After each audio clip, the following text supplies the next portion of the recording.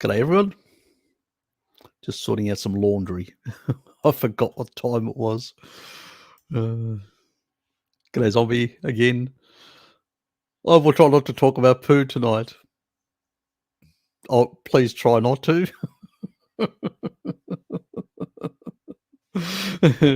Next you want to have a conversation about anal sex. Let's move on before I say too much. Richard, keep me under control, please. It's not the most common carnivore problem. So some people like to know other had issues and how they worked towards sorting them, including what failed. Oh, really, Richard? Is that really the reason you followed that? That little paragraph after Zombie. Okay. I'll take your word for it. Should I say new carnivore problem mostly? Yeah, maybe he needs a fecal transplant, or he's offering it to his sheep. Let's move on. Stefan, good to see you, mate. Hi, Harry. I had plenty of questions about, after 2 years of watching others on YouTube about keto and carnivore. I hope you don't mind.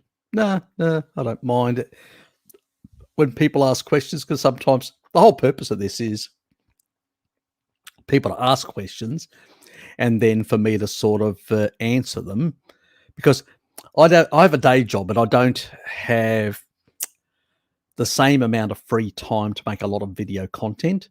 I try to as much as possible. Sometimes I fail miserably, and sometimes, it's just, there's a whole lot of reasons, but I won't go into them. But this is why I probably do the long sessions. It's like 1 day long sessions, and it gives people an opportunity to ask all sorts of questions that they've always wanted to know about, stuff like that.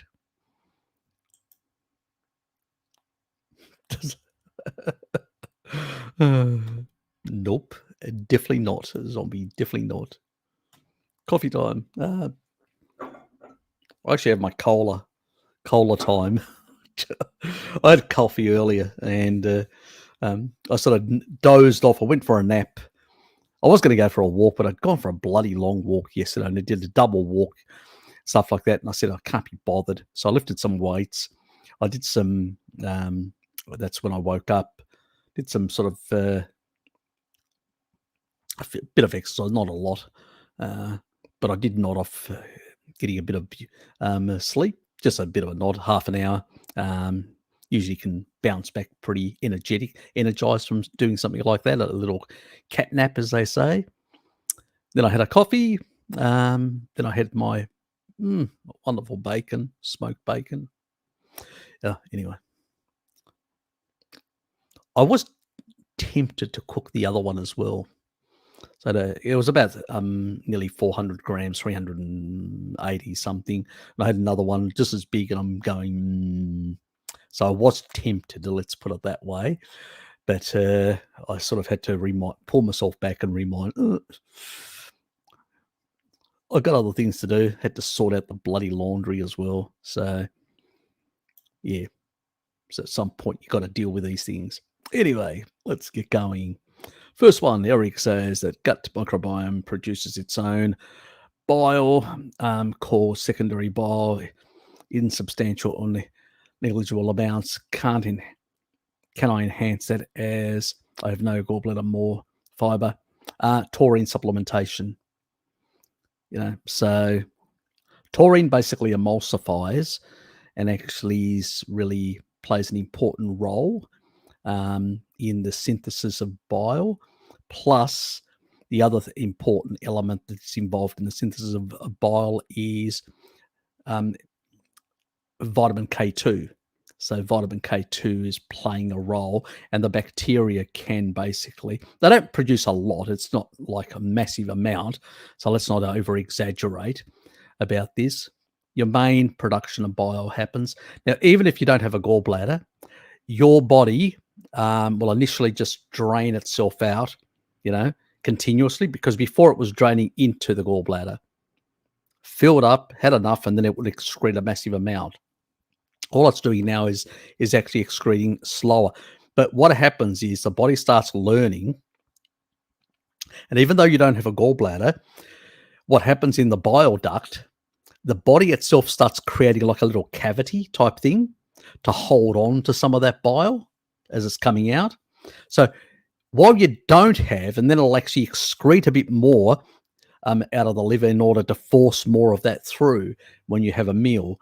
So technically, you don't have the same efficiency that you had before when you had a gallbladder, but it does actually start becoming a bit better in the way it functions in that regard.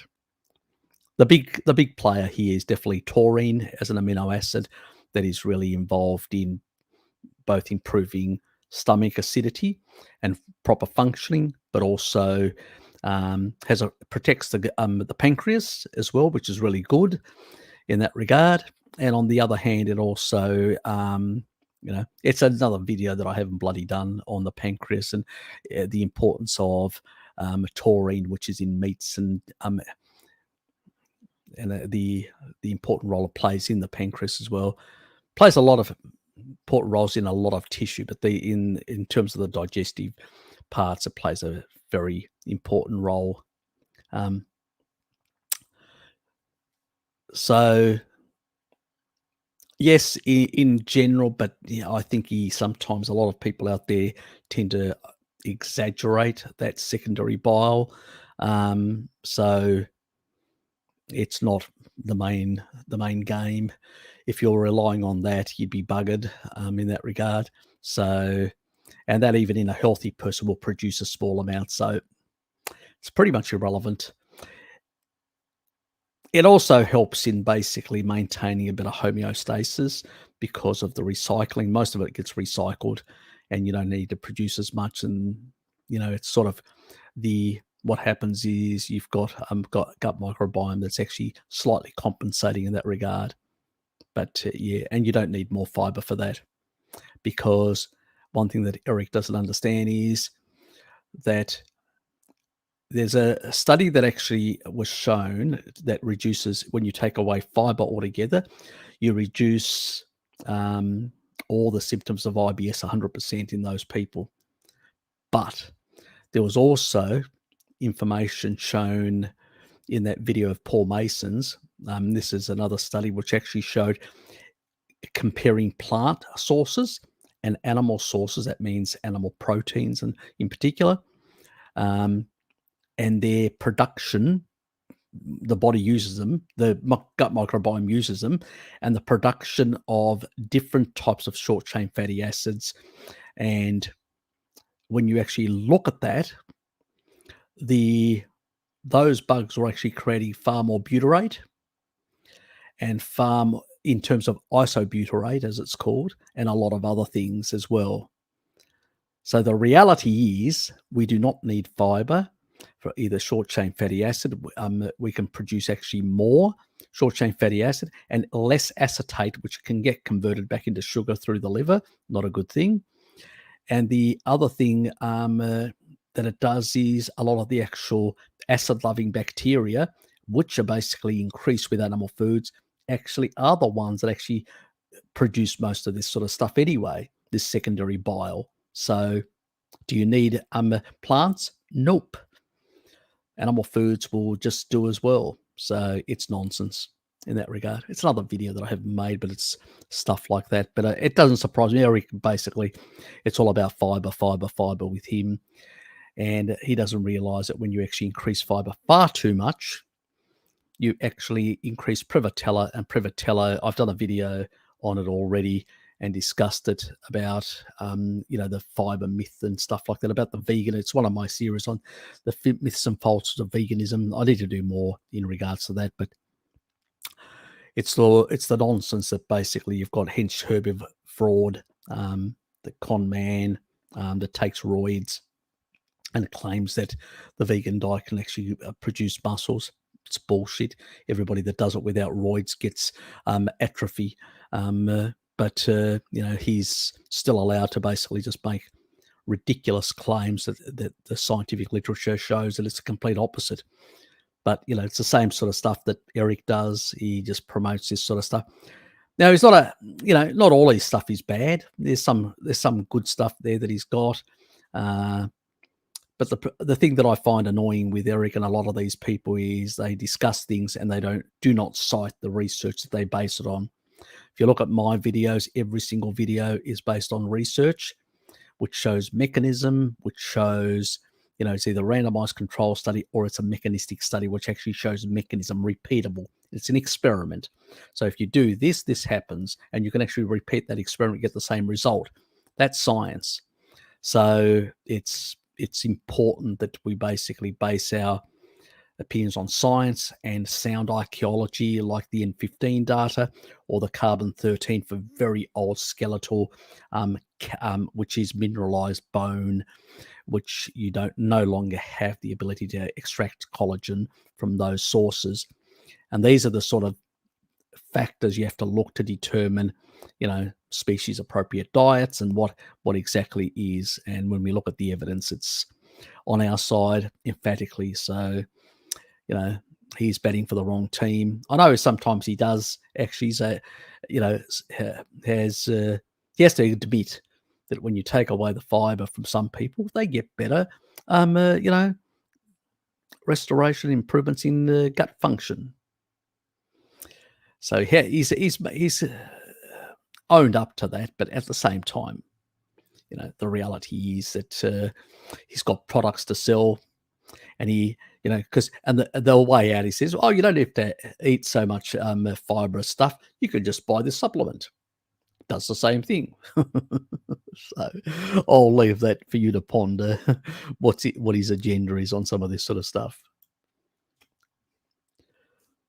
Your liver can ramp up bile production. Yes, it can. I bet carnivores without gallbladders. Harry's the best person to go through this. Yep. Thank you, Richard. Yeah, look, it actually can create little, as you said, it can ramp it up and actually regulate it very clearly, and actually increase it or decrease it, and at the same time also have a bit in pouches that it creates in the bile duct. So it's like the body's saying, I really want that gallbladder. I need that gallbladder. So yeah, I tell that to the medical profession that just believes that you can just cut everything out. I mean, tonsils, I had my tonsils out. That was part of the mucosal protection. When there's viruses around that come in, the tonsils actually get coated with this mucosal layer to basically, as a defensive system and T cell activation in that area in order to deal with things coming in, through the oral cavity. All these things have mucosa as protection. But what do? Oh, we don't need it. Let's cut it out. Where they could have given me anti-inflammatory, so it actually would have reduced as a child the inflammation, and then basically I would have recovered from a severe illness. But no, let's cut it out. It's just butchers, as I call them, and some of them professionally were butchers in the war periods who just worked as doctors as well. So it tells you a lot about the profession. But I call them body mechanics, and now they're just pharmaceutical dispensers. So it's, unfortunately, they're not scientists, and they don't keep up with the latest science, and they don't have an interest because, as Sean Baker has actually pointed out, in his profession, there's more money actually following the ridiculous rules than basically doing the right thing by your patients. There's less money in that. It's unfortunate, but that's the reality. You how are you, mate? It's good to see you back. So you're getting a second wind, UAE Biff. You're definitely getting a second wind. You got up quite early for the other one. thanks for your support anyway. When I get pain in the bile duct area that radiates through the whole right chest, sometimes, especially when lying. As I said, no gallbladder. Yeah, look, some people still get that effect, even though they've had the gallbladder removed. Yeah. And so, yeah, look, I would, taurine is the big thing, and I would actually, I don't know. I usually say when people have got some issues, rather than taking synthetic bile, initially is okay, but what we want to do is we want to support the liver. See, you got the chicken and the egg situation. If I eat more meat, I'm going to have a problem with my gallbladder. Not because it's not there with my bile secretion rate. It is dependent very much on a number of things, but two key ingredients: menaquinone 4, which is the K2, the animal form of K2, and taurine. And these are in animal foods. And when you can't actually eat enough animal foods because you get that discomfort, people tend to use synthetic bile. But you don't want a dependency. You want to actually ease off on that. And what you want to do is ramp up the other two in your diet, like eating, things that have got, like eggs have got more, liver, things like that. A lot of the fats of the animal that will have more menaquinone 4 as well. Eating more of that and using taurine as a supplement to sort of increase and actually force the liver to actually produce more. So you literally wean off the synthetic, and then you get the body to produce more from the animal foods you're eating. So you want to shift. You want to make that shift. It can take some weeks or some months for some people, but the shift will happen naturally, and you will get improvements, and things will start settling down and regulating much better.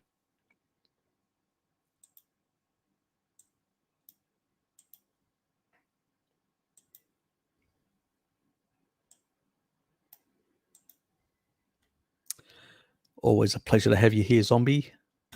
Hello, Kitty. Did you send that off to Ivan or not yet? Anyway, you know what I'm talking about. I'll try and, right after this, I'll look at it and make a few changes and corrections to that document. Do I? Who said that? Don't believe everything you see, Richard. I might actually be able to make the next Zoom. Oh, fantastic. If it's all day thing, it is going to be all day, specifically for that reason, because sometimes it's hard for people. I don't mind people, as I said, it's going to be open.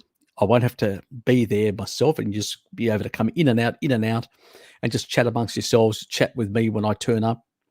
So the whole purpose why I'm doing the Zoom thing is because we can actually talk about controversial things and discuss sort of strategies, or people may have issues like at work or family or whatever, and what has worked for other people, so people can make suggestions. It's a place where we can share information, both controversial information, but also information about how we can deal with things that we're dealing with in this crazy world we're currently living in. So that's the purpose. It's for you guys, my subscribers, that are part of, this channel, and it's, as I said, it's open up to everybody, even the people on Discord, Bart's groups and Bart's subscribers, because not all of them are subscribers of mine. I wish they were, but they're not. But they're also welcomed, as they know. And it's really to basically to hang out and have conversations in a friendly environment. Basically, that's really what it is. So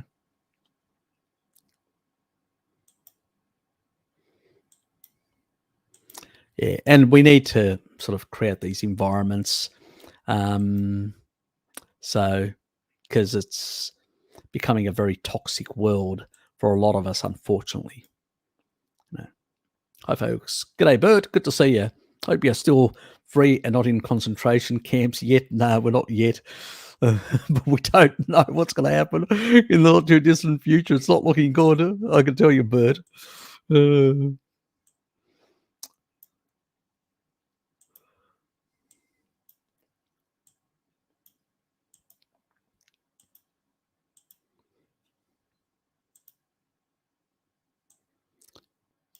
Please don't consume veggies. I suffered due to have too many veggies in the past. Yes, you did.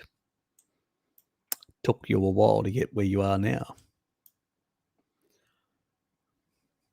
And you thought I was crazy about a couple of things I used to say. But that's the reality. It's the way I sort of tend nowadays to, when people ask me, when they see me eating this way, I go, look, I'm just eating an Inuit diet or a Maasai diet.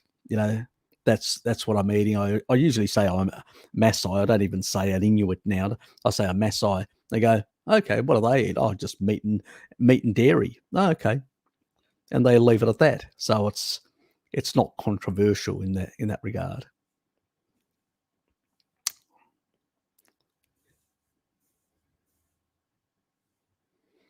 Okay, I'll let her answer that if she found.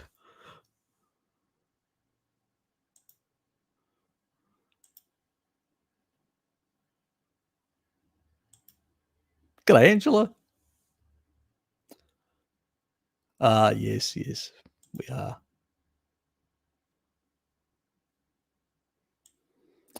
Well, I would say, hello, Kitty, that yes, there are benefits in bone broth, but we can't. There's a lot of things that changed in your. You've added more meat. You've added a bit of taurine in your diet and a few other things like that. Improve your vitamin D status. There's a lot of things, and so I think it's not one factor. It's multiple factors that are species appropriate, that are basically, and that's why I usually say sun, salt, and meat, sort of taking into consideration the importance of key nutrients, vitamin D, and sort of because real salt has trace minerals, has all these other factors in it.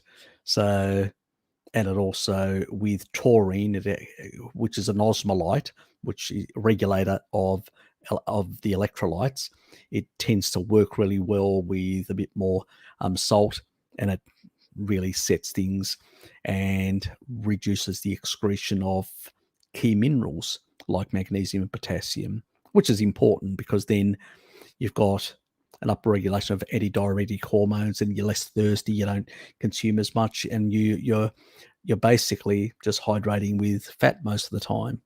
So it's like tribal people do. They don't carry around water bottles, which are high deuterium sources. Anyway, so I have drank a lot of bone broth over the past years. I've always looked younger than my age, but also had higher progesterone for a girl, so in my mid-40s, and still get hormonal acne. Well, there you go.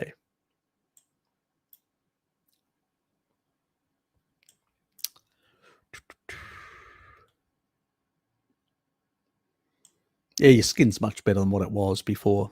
That's true. I've been telling you, it's not the creams you're putting on, it's the food you're putting in your mouth.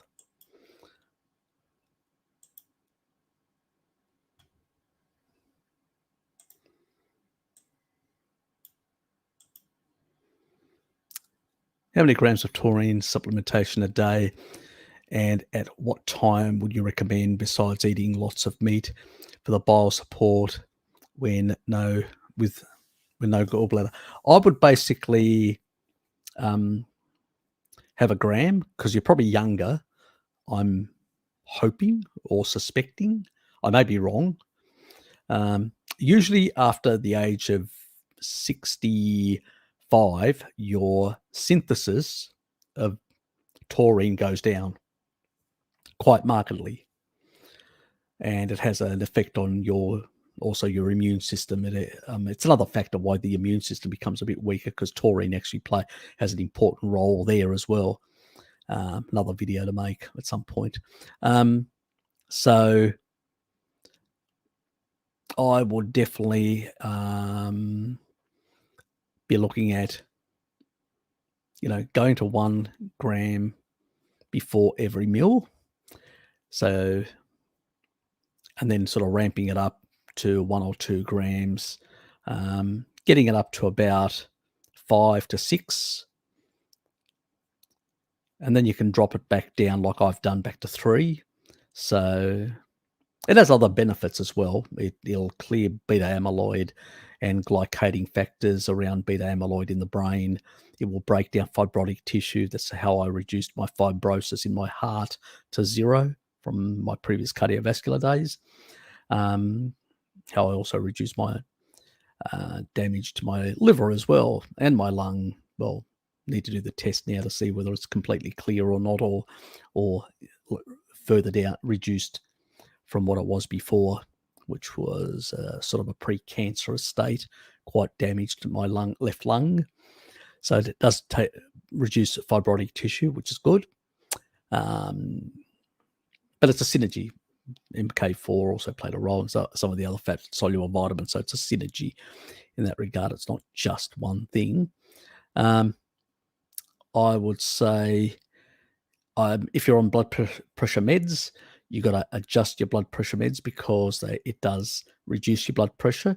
And so you have to go slowly, like 1 gram a day and then 2 grams, and then go to your doctor and get an adjustment to your blood pressure meds, and then on and on. So if you're not, and you're a bit younger, then you can go much, you probably don't want to go higher than 5 or 6, because you do biosynthesize from methionine and cysteine in your body, plus you do, but I don't know what your past diet was. If it was a plant-based diet, you may have a lot of oxalate stored. Oxalate will deplete taurine as well.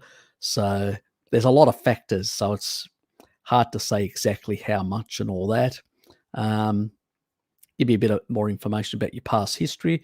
I'll be able to give you a bit of a better answer in that regard, in terms of dosage.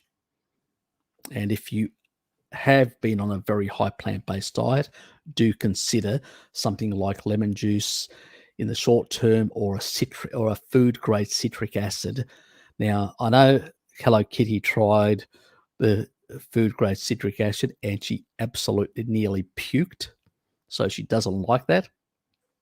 I don't mind it. I just put it in, and I'll drink it down like that. But as she said, I'm a bit strange.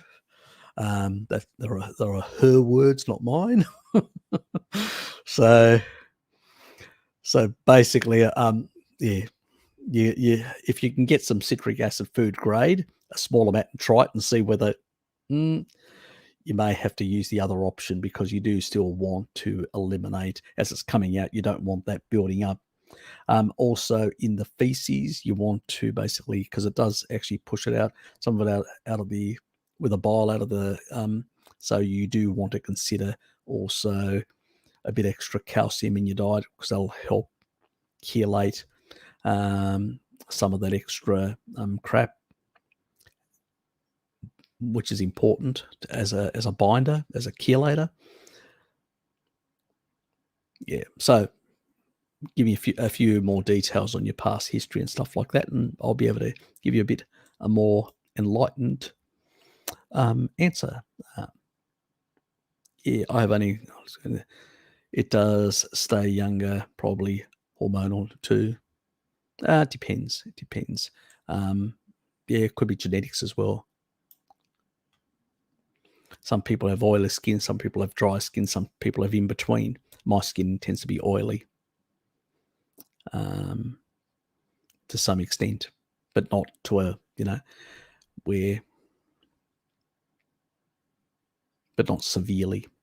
So, and then depending on what you're eating and your lifestyle, it can actually increase or decrease. So there's an epigenetic side there.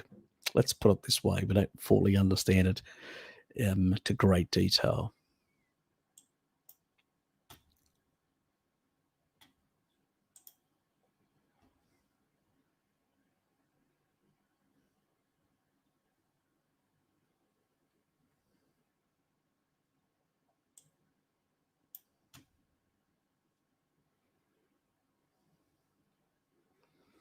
Yeah, I mean, I never had acne, but I did have a lot of pimples all over my body in my past carb eating days.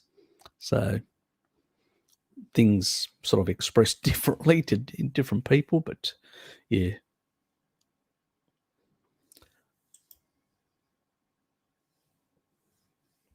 You don't see it in tribal people. But remember, we haven't been, how can I put it? We don't live in a natural environment and we don't eat naturally the way we're supposed to.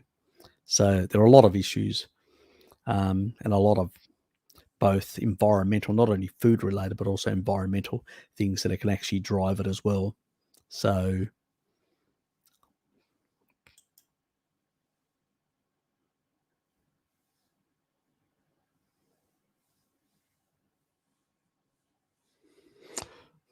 hope it's not your brother. Your own broth, you mean?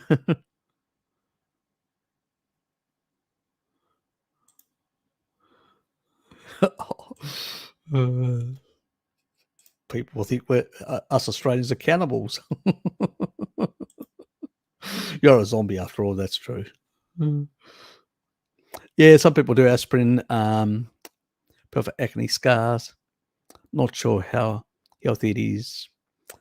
Yeah, aspirin's got a lot of issues. Let's put it that way. It's the other thing about aspirin. Basically, the hairline structures in your lungs can actually collapse, can actually cause them a sort of paralysis. Not a good thing, especially in large amounts, large quantities. But that's what Ray Pete's crowd usually supports. Get yourself some aspirin. Yes, crackpots. Yeah, back in those days, Richard, they used to rip them out, ask no questions. G'day, Jen. Good to see you, mate.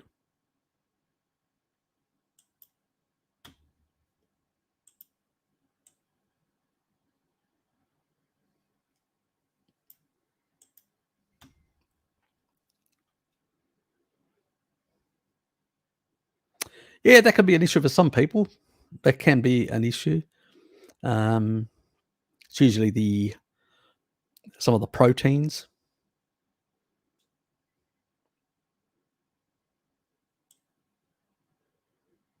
I think some people have issues to casein or some of the other fractions. Depends. Yes. Well priced.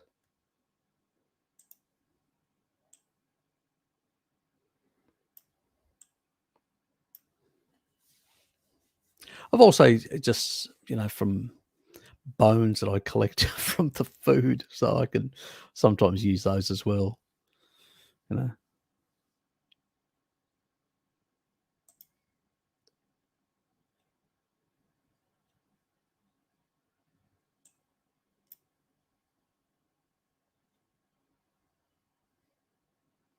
tastes like scallops.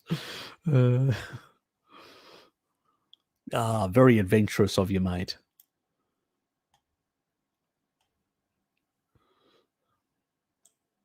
You just like to grab onto them.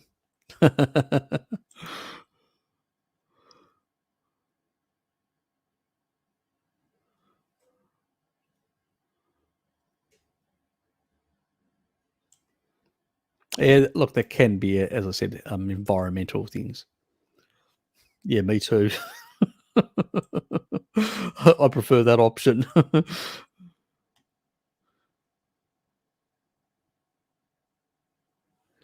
I see homeless people with perfect skin, so confusing. Oh, yeah, I know. It depends. I mean, not all homeless people are out there literally knocking back the booze and smoking and doing all sorts of things. And in many cases, because they're out of the food system, they're basically consuming, less processed stuff out of a supermarket or whatever. And sometimes they're also undernourished or less. And so they're definitely not engaging the Randall cycle. And that can play a role in itself as well.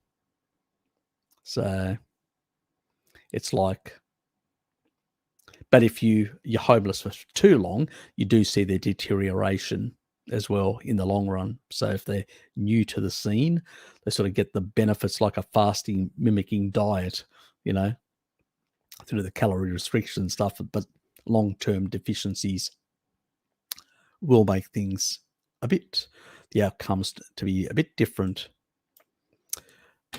On the other point, people, please hit the like button.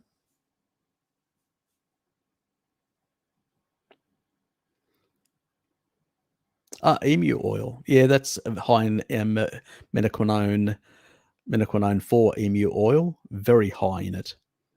And menoquinone 4 does help the skin as well. It's retinol, menoquinone 4, the two ones for the skin, for the lungs and, prostate, and the, and the breasts, it's usually vitamin D, secondary retinol. It's the things that are in the enzymes that regulate the collagen, so it depends on, so you've got sort of three things for the skin, the big players. One, UV damage and all that, niacin, which is high in tuna, pork and stuff like that. Then you've got basically menoquinone 4, vitamin K2, the animal form, plus retinol that's really good for the skin. So, and if you take a look at the supplements, they put one of those three or all three in that sort of stuff. So, yep. I think emu oil is also a good source of retinol as well, from memory. So it's a good source of fat-soluble vitamins. So, yeah, good to use a animal-based brand.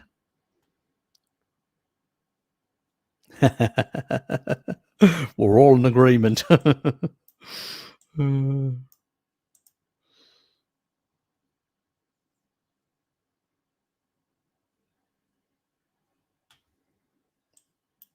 That as well. Lamb testicles have their distinguished taste. Not bad at all. When in broth or fried. I think if I was going to try them, I'd try them fried.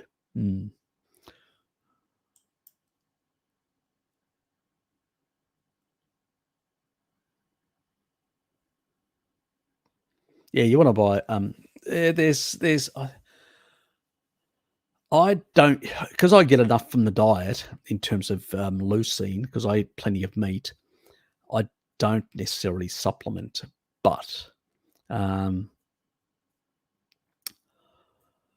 because I can actually get a leucine down here, which is easy to get. I actually got it for Dad, but now he's basically consuming so much bloody meat, he doesn't really need it. So it's in my cupboard, actually. It's one, but I got it from Planet Max.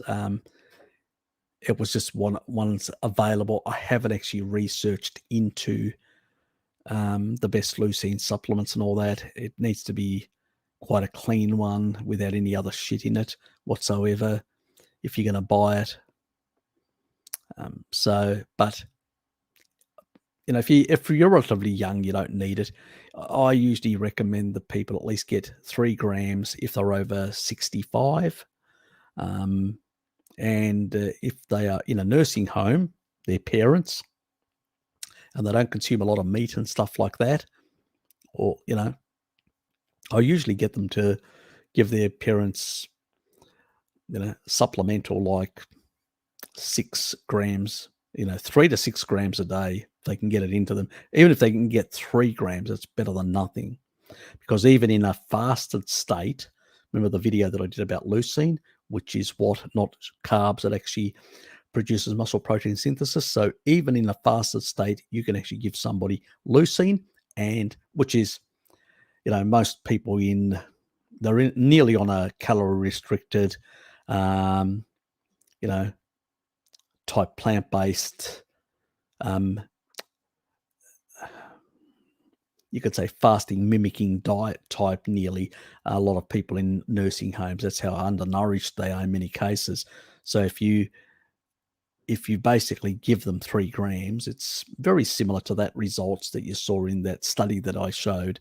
So, yeah, it's an option to help people like that. But if you're healthy and you're eating plenty of meat, I don't see the need to supplement unless you're into bodybuilding and you really want to build up tissue much more rapidly, and you want to boost the anabolic sort of effects, for combining with to failure type exercises. But most people are just doing a little bit of exercise here and there and stuff like that. You don't need it if you're eating plenty of meat. Let's put it that way. Don't waste your money unless you really need it for a specific reason.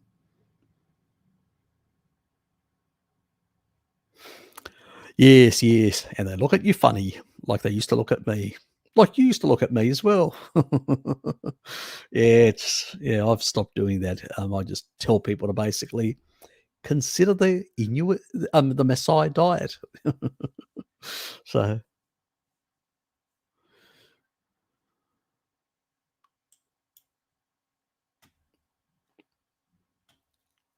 oops.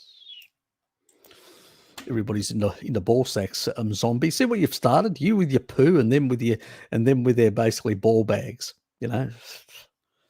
You've the whole stream's gone downhill. Well, I blame you. Got to blame someone.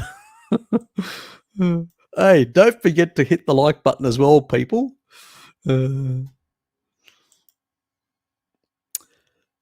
I eat cheese daily, even raw, I must get up and pee 2 to 3 times a night, but only small amounts. Stop immediately when not eating cheese. I feel like a tingling in the prostate area too. Interesting. Never heard of that, Stefan. Never heard of that at all. You may have a sensitivity to dairy, potentially to the casein protein, because it's cheese. You wouldn't. Lactose is pretty much next to negligible when it comes to that. But yeah, it couldn't explain any other thing. The peeing, that is strange. That is strange because cheese isn't that high in deuterium to basically elicitate something like that, like a lot of sugar would cause a lot of that in people. So that's interesting. I've never come across it. You're the first person to mention it in that regard. So I'll look into it. It's intriguing. I find things intriguing, the most obscure things, and I like to. There's always sometimes I've found research, and I've some of my videos have research right back to the 1920s or 30s, things, esoteric things that people came up with. But the problem is people don't look at those, and some of them even overseas, which I have to sort of translate back to English because they're in some foreign language. But yeah, there is always information out there that's intriguing in that regard. Prostate, the key regulator of prostate, in terms of the enzymes that are involved there, is vitamin D. So good vitamin D status should make sure that your prostate works within the parameters naturally it should, in that regard. But yeah, interesting, tingling in the prostate area and stuff like that. Yes. I don't think I've ever heard of that. I don't think anyone, but that's very interesting. Sometimes you may be a rare case, a rare genetic or whatever. So, especially nowadays, because the way we grow, and if the old Pottinger's cat, more and more people are being born to parents that have already got some dysfunction, and they are getting some genetic dysfunction, which is rare. This is why all these rare, strange diseases are popping out of nowhere. It's not accidental. We saw that with Pottinger's cats as well. So there's always a possibility there could be something related to that, and it could be some rare new thing, or but there may be one or two people around the world that have some genetic similarities to you and that have expressed those genes, and actually the body responds in a similar way. So I wouldn't be surprised. It's always the case, but there's always can be a biohack to silence those genes. Certain neurological conditions that I've talked about that can be silenced with phosphatidylserine in high doses, but the genes can be turned off completely. They're using this method in Tel Aviv University Hospital over there for people of Ashkenazi Jewish background that have got a specific neurological disorder, which is genetically based, and they can turn off the genes. So in the right dose, things can be affected in certain ways. And I do look at mechanistic studies that look at dosages as well when I do make my pronouncements, as people know who've known me for a while, the way I operate. But yes, it intrigues me.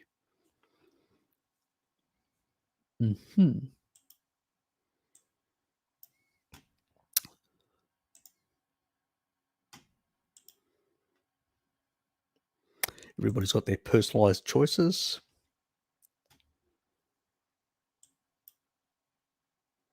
Hey, Richard, how far away from where Barty's are you? Lamb chops. She likes lamb chops. If she could get over to New Zealand, she'd come over and stay with you, Richard. And if you fed her with lamb chops, she'd never leave. Let's put it that way.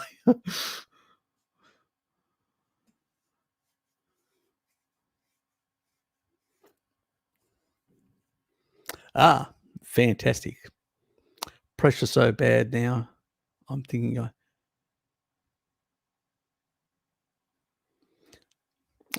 you've basically that's really good that you've actually, because what's that in nanograms? It's 2.5, so 203 divided by 2.5, that's 81.2 nanograms per deciliter, which is really good for those who basically are on the other system, on the non so that's fairly good.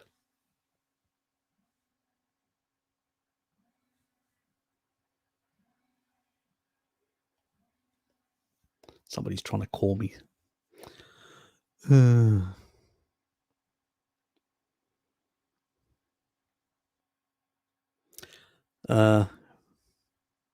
Can you wait until take some holidays and wait until that's what I'm doing, waiting for Novavax. I know it's not easy, I mean, my younger sister, she works for Bunnings, and she ended up taking, she asked me, what are the best options? And I said, none of them are. She said, I'm taking one. Just tell me which one, which is the least worst. And I said, based on all the stuff that I've looked at, the least worst is probably AstraZeneca, but it still potentially could be very problematic down in a number of years for you. I can't guarantee bad outcomes or not in that regard. Depends on genetics and a whole lot of other factors. But I did, as she was going into it, I made sure she had her vitamin D levels really high. I made sure she was taking a lot of taurine, because, your thymus. This is another reason I'm going to make a video, but because but I might as well tell you guys, the thymus, which is produces the T cells, your defenders that are actually out on the front line with their spears and going, oh, there's COVID, or there's whatever, and just dealing with it. You want the least viral load coming in and being dealt with immediately. So you want it to replicate as least as possible and clear out of your system as fast as possible. T cells do that. So the higher the T cell levels, the better. And taurine, I would go up to 6, as long as I know I don't think you're on blood pressure meds anyway. I would go up to 6 grams, go for 2 grams, then a couple of days later, 4 grams, then a couple of days later, 6 grams. And I'd stick to 6 grams for at least a couple of weeks and get my T cells. I would also do a 3-day fast to rebuild my immune system as well. So to get rid of the old one and rebuild it. So a 72-hour fast. Then get nutrition in, good quality nutrition, plus a lot of taurine, and build up the immune system and the T cells. And pretty much I wish you the best, because I can't guarantee anything. I can't, because we don't have 5 to 7 years of research on these. We know in oncology they were a problem. Jabba the Hutt caused a lot of problems in oncology, but unfortunately we have no research in this area. So I understand, we're all under pressure. Hello Kitty sent me a related letter today in regards to her own employer. I've had to basically take recently a couple of weeks off to basically stay away from the office so I'm not harassed. It's bloody getting ridiculous, this whole situation. So, yeah. And I'm using the Privacy Act in terms of, the Federal Privacy Act in terms of my medical information. I don't have to divulge it to anyone. Even my doctor can only get it with my authorization. So why should my employer? And so if they don't know, all they can do is send you home to work. But it creates a lot of friction, and I'm not in the middle of it yet, but I've heard on the grapevine I'm sort of being looked at. So, yeah. So it's not a friendly environment currently. Luckily, they need me more than I need them, in a sense. That's probably my only saving grace. But it doesn't mean they're not going to basically make my life a bit of a hell in the next period of so. So, yeah, it's not looking good for a lot of us. I understand. I don't, in my shoes, I'd hold out for Novavax, but I can't tell you what to do, Angela. It's your body. And that's why people have asked me, what do I do, Harry? I said, I'll tell you what I'm doing, but I can't tell you what you're doing. But if you're going to take the path, I'll tell you what to do and what to reduce the potential mitigation and keep your vitamin D levels high. Basically keep, use citrulline as a vasodilator to basically reduce potential clotting issues in your system, because it's much safer and less problematic compared to aspirin. These are the sort of things. Rebuild your immune system with 3-day fast, get your taurine levels up so you can actually have the thymus can be strong and producing good levels of immune response to clear it out as much as possible, because it's usually these people who get Jabba, and then Jabba the Hutt has a visitation, and then they find themselves in a situation where they've got a low immune system and all that, and they've got these long Jabba symptoms, and that's part of the problem, unfortunately. So, yeah. So get the taurine up, my dear, and it's a reason why these tribal societies that are in the sun and eating a lot of taurine have very robust. That's why we haven't seen it amongst the Maasai and all that. We haven't seen big outbreaks. It's only in the cities where people are eating kibble. So that tells you something. Species appropriate diet is very good protection, but it's situation. DJ Projectors, how are you, mate? But the situation is bloody difficult for a lot of us. Let's put it that way. Dylan, good to see you, mate. Yeah, not too bad, mate. Just it feels like sometimes you get up and you go, am I in the Twilight Zone or in another universe? Because, the craziness is just annoying, to say the least. I've been giving my 10-year-old taurine about 2 grams every second day for 6 months, just small. and has corrected with his thriving at score through, and that's not science, just my anecdote. Yeah, look, taurine is really good for the brain. It's yeah, look, the funny thing, it does so many bloody things. It acts as an antioxidant. It acts as an antifibrotic thing. It, lowers your blood pressure. It improves your brain function. It improves your electrolyte balance. A lot of fluids, and the fluids are very important. That there's not too much fluid, a certain amount of fluid in cells, and that includes brain cells. Everything is regulated osmotically, because that's what's called an osmolyte, which is the electrolytes. It is an osmotic homeostatic regulator. It's fantastic. I'm just using sciencey bloody terms, but all it basically means is it regulates the actual fluids and the electrolytes within the cells and in the bloodstream. That's what it does. It's fantastic in that regard as well. It's an amino transporter. It brings in aminos in, which means that you actually have, especially for older people, better muscle protein synthesis, more resource of muscle protein synthesis. Yeah, it's fantastic on a lot of fronts in that regard. It's a detoxer in the liver. It improves your bile flow because it emulsifies the bile so it doesn't get hardened. Yeah, it just improves heart function. Better cardiovascular function. That also helps your brain. It prevents left ventricular growth in people who do a lot of athletics. As young people, you don't want your son doing a lot of athletics, cardio and stuff like that, or whatever, and having the left ventricular growing.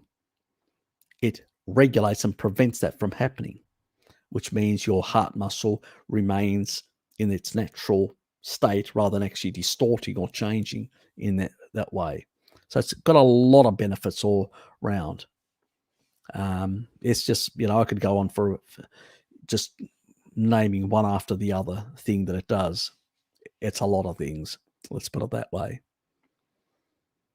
And it's the reason why after 65, when you're not putting the meat in and your synthesis of taurine from methionine and cysteine declines, you start declining as well. So, and this is why you see these tribal people, they don't have this decline. I like that. And then drop dead when no more cell division can take place and senescence just explodes all over the body and you're gone at that point. Yes.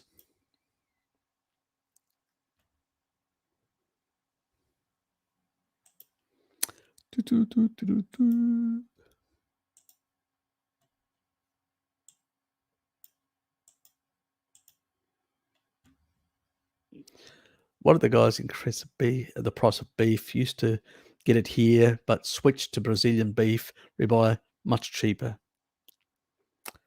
Yeah, it's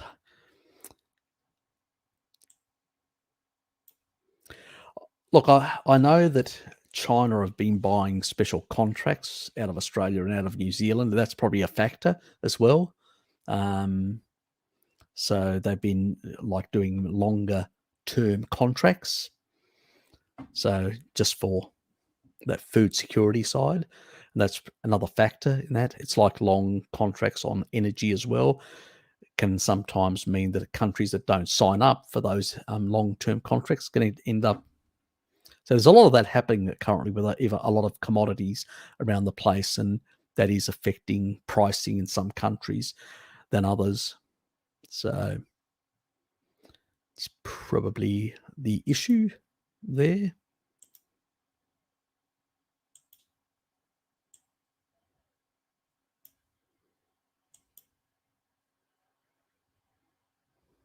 Could be as well. Yep. Yeah, that's another issue. Shipping. It is. We've got a lot of shipping problems at the moment. Not enough staff as well, and a lot of ships are stranded because of containerization being stranded around the place. That's another factor. But it doesn't explain the the Brazilian difference, because they still have to move stuff with containers at a pretty similar distance, if you think about it. The distance from Australia or New Zealand to the United Arab Emirates, plus from the other end, it's not that dissimilar, in a sense. Unless, oh yeah, because you're going through the Med, then down through the Red Sea, through, maybe it is shorter. Not sure. Could be. Jonathan, good to see you, mate.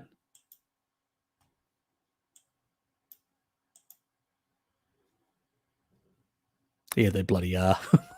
I had lamb chops yesterday, 6 of them, bit over 600 grams, and that was yummy.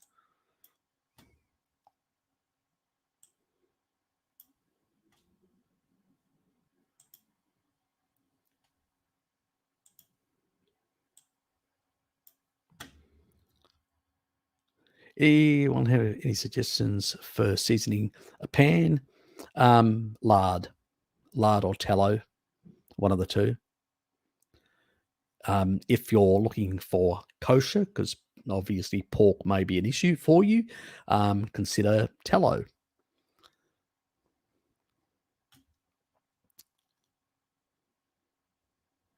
No, I wouldn't use butter.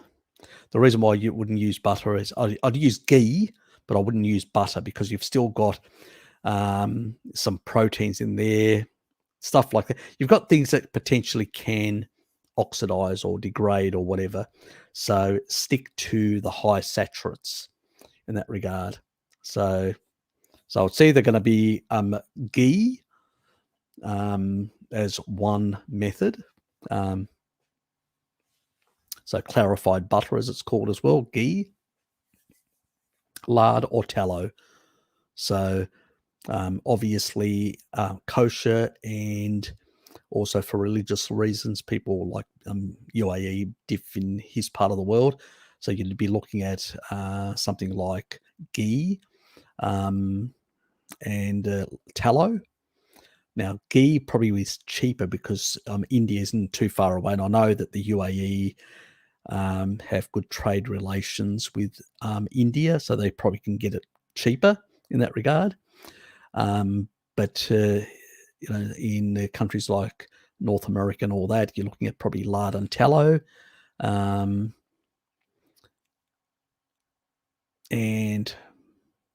because there's, ghee's not widespread, Dylan. In Australia, it's a bit of a mixed bag because we do have a big Indian community here, and it depends probably on North America as well. If they've got a big Indian community, there may be some imports, like in California, place like that, more ghee in that regard. So it depends where you are, in a sense, Dylan. So, and what you like, the flavour.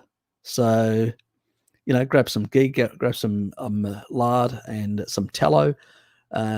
Try it, see whether you like which one you prefer for your pan seasoning, and consider that. So,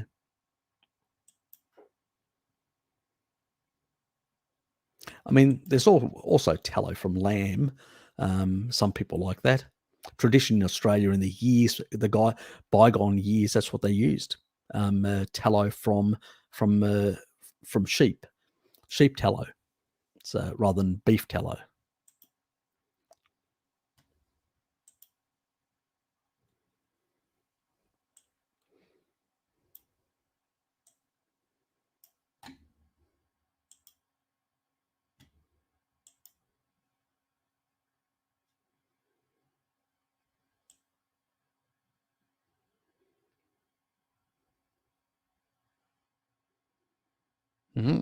It's quite a big difference in price.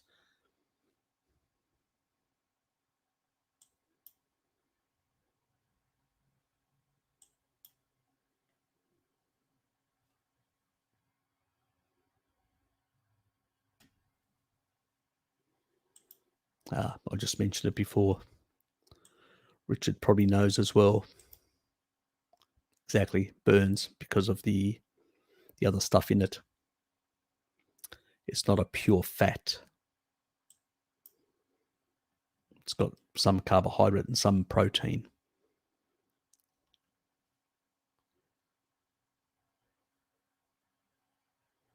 Yeah, that's because of those other elements. Clarified butter is more stable, for that purpose. So you can use ghee for that, but the best stuff is tallow or lard, one of the two. And so tallow for people who are kosher or Muslims that don't want to actually consume that sort of stuff. And then the other side, you've got the option of either. Then it becomes a preference. Do you? And even when it comes to, I would say, UAE, Biff, you've got a number of options there. There is tallow from camel. There's tallow from sheep, goats, and beef.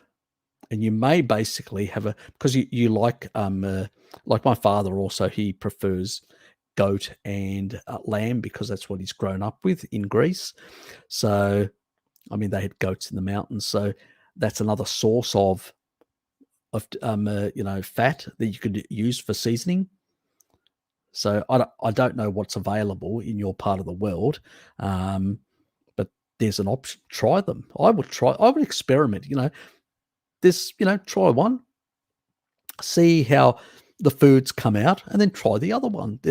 You've got nothing to lose. You've probably even try ghee from India. See whether you like that. So there's always options. I mean, don't lock yourself in. I'm just going to do one and nothing else. Because I've played around, I have to say that I do like all of them. That's why I have so much, variety. I have to play around and even mix them a bit as well. So, yes.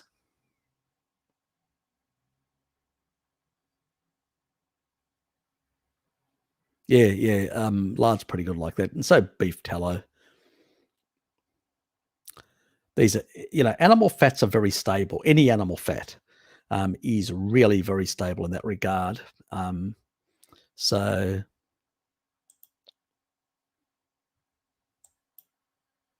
that was those are the prices. I'm 57. Okay. Low blood pressure naturally. Yep. My younger sister, she naturally has really low blood pressure as well. So very lean. Other health issues, always have plenty of veg, carb. Yep, exactly, for the gallbladder issue. Use it or lose it, as they say, but also lots of meat. Okay, probably leaner at the time. A lot of us did, me too, for years, no more grains and much less veg. So 3 grams. Yep, because you're getting close to that 60 mark. So, and that's why I'm on 3. And I'll shift when I get over 65. I'll go up to 4 grams and then 5 grams when I get into 70 because, sort of the decline sort of increases as you get older, So I've got Dad on taurine, which is, he doesn't take, he takes 2 sulfur amino acids, pretty much MSM and taurine, and vitamin D. What else does he? That's about it. Occasionally I get him Fisetin as well. So next year I'll get him a bottle of Fisetin. I'll get myself a senolytic to get rid of some of our senescent cells. So there's a video on Fisetin that I've done on this channel. So go and just Google my name and Fisetin senolytic, and you'll get some of it. It actually explains protocol and all that sort of stuff. So I won't cover it now. And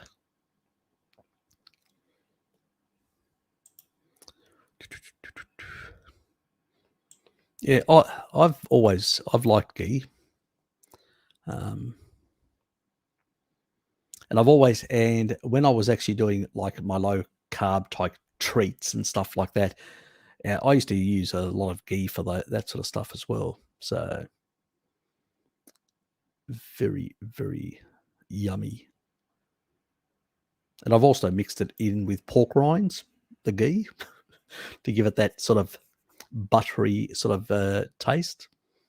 So You can play around. I mean, I always say to people, I'm not going to have the same taste buds as you guys have got. So play around and see what you like. So there's a lot of good animal fats out there to play around with. Give it a try. You've got nothing to lose. Absolutely no idea about. Look, I've heard a lot about shark oil that has a lot of benefits, but I've never done any research on it, zombie. So I got no idea. And the problem is, last time I looked, I just wasn't. A lot of it was industry stuff. I couldn't actually find any independent type research. So I did. If you do know of any, please email me if there's any. But it has to be independent, not industry funded. It has to be no conflicts. No industry funding whatsoever. It has to be basically an independent study on the shark oil. So, yep. So it's really important in that regard. I buy a whole piece, Scotch Phillips. Yep.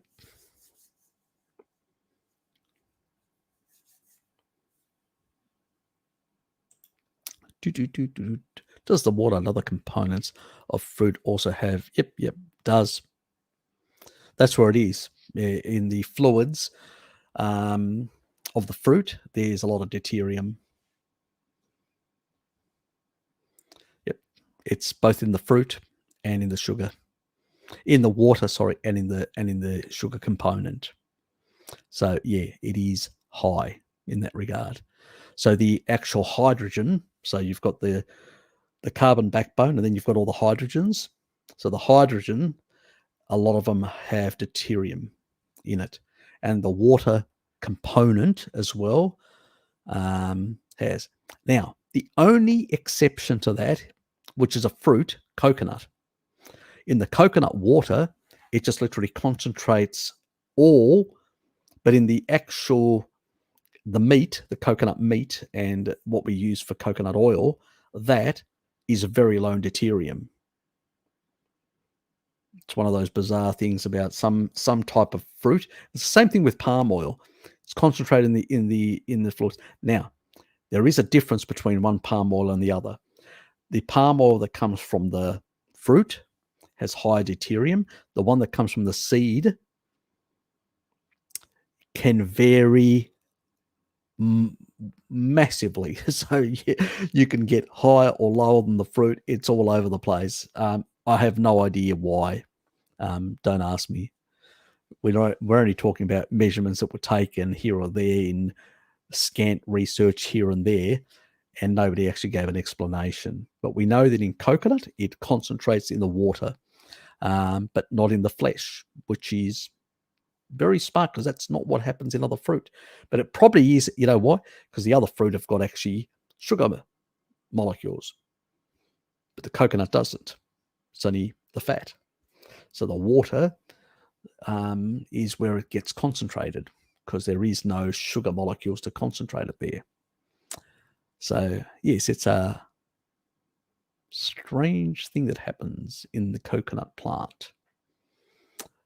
There's a whole lot of theories behind it, that UV radiation somehow has some sort of effect, but nobody has any bloody mechanism or any proven. We just know that when you test the two, they are different.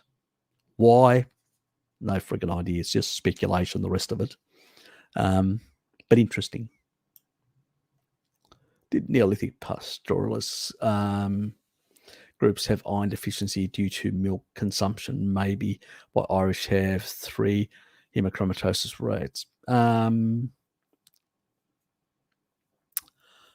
There's a lot of reasons. Look, iron deficiency doesn't come from milk consumption. Okay. So, because let me put it this way. Milk, like lactoferrin actually helps, is an iron chelator, but it actually takes it into the actual cell. So that's another myth about lactoferrin.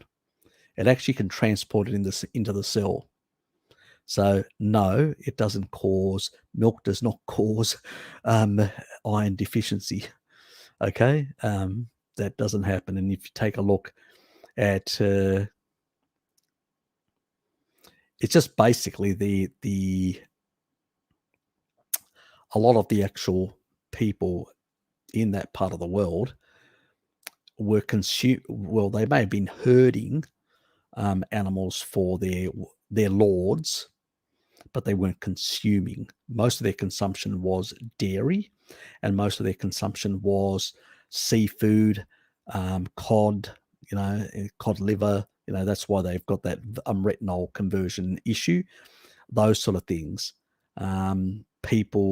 Irish people were basically did not consume a lot of meat of the animals, and to a large period of time, for a very long period of time, had very low intakes. And the iron in basically milk is non-heme, so it's like plant-based. So that's another problem with milk. I've actually done a video why milk is a poor source of, the one that I did with Bart. He had, remember that lady that talked about milk, and she was a bit of a hippie type. That Bart and me had a falling out. Well, I never had contact with her, but she bagged the living daylights out of me, called me a demonic something or whatever. But anyway, she was on a little religious quest of her own about milk. But pretty much I covered all that. If you go to one of my chats with Bart, there's one there on his channel about the lady that I criticize and show some of the information in terms of why milk, you're not going to get enough basically iron. It's non-heme iron, and it's not a lot. So there could be, if you're basically your bodies, the people are deprived for a very long time, they will try and retain more. So that's probably a reason. Yes, it's a bit like the Chinese, who are deprived of a lot of choline-rich foods for a very long time, and so the body ended up 76% of the Han Chinese can actually synthesize internally their own their own choline. Not many other populations around the world can do that. So it's a sort of a genetic stress on those who are able to endogenously synthesize actually improve that function. Where the Irish were getting heaps of choline from eggs and other animal sources like fish and that, but they may have not been getting enough in terms of iron. So that could be a driver for them, if especially the ones that are further inland away from the coast, and they've got high milk consumption and not enough, getting enough iron, rich foods. Yeah, it could basically explain the reason why. But the funny thing is, when you actually start taking taurine in particular, it is actually a very good regulator, which means it's in meat. And when you start eating more meat, a lot of people's hemochromatosis normalizes. It's not because of the excess, it's a dysregulation that people get when they're eating non-heme iron and other things that can create some of these problems for these people. And it could also explain when people have excessive levels of non-heme iron sources, like from dairy and other things, that could create a few issues for those sort of people. Now, we don't have any research on that, so I'm only speculating as a possibility. You'd have to do N of 1s testing to see whether that affects you in that way, and see with or without something, especially when you're, combining things.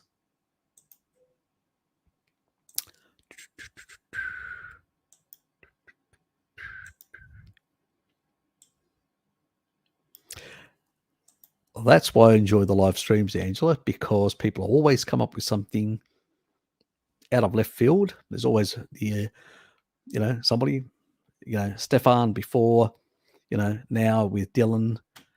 And that's how we learn things, just things that, you wouldn't even potentially create something, but people bring up things or their own experiences and you go, okay, let's think this through. What makes logical sense? I'm not into body muscles. I just had to eat more than 2 meals a day unless I make a kind of a milkshake. So I'm thinking taking between meals for muscle growth. Yep. Yeah.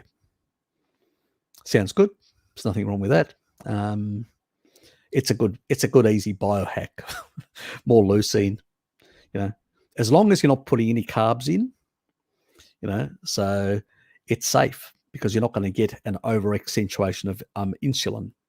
You'll still have the glucagon insulin. Glucagon will temper down insulin.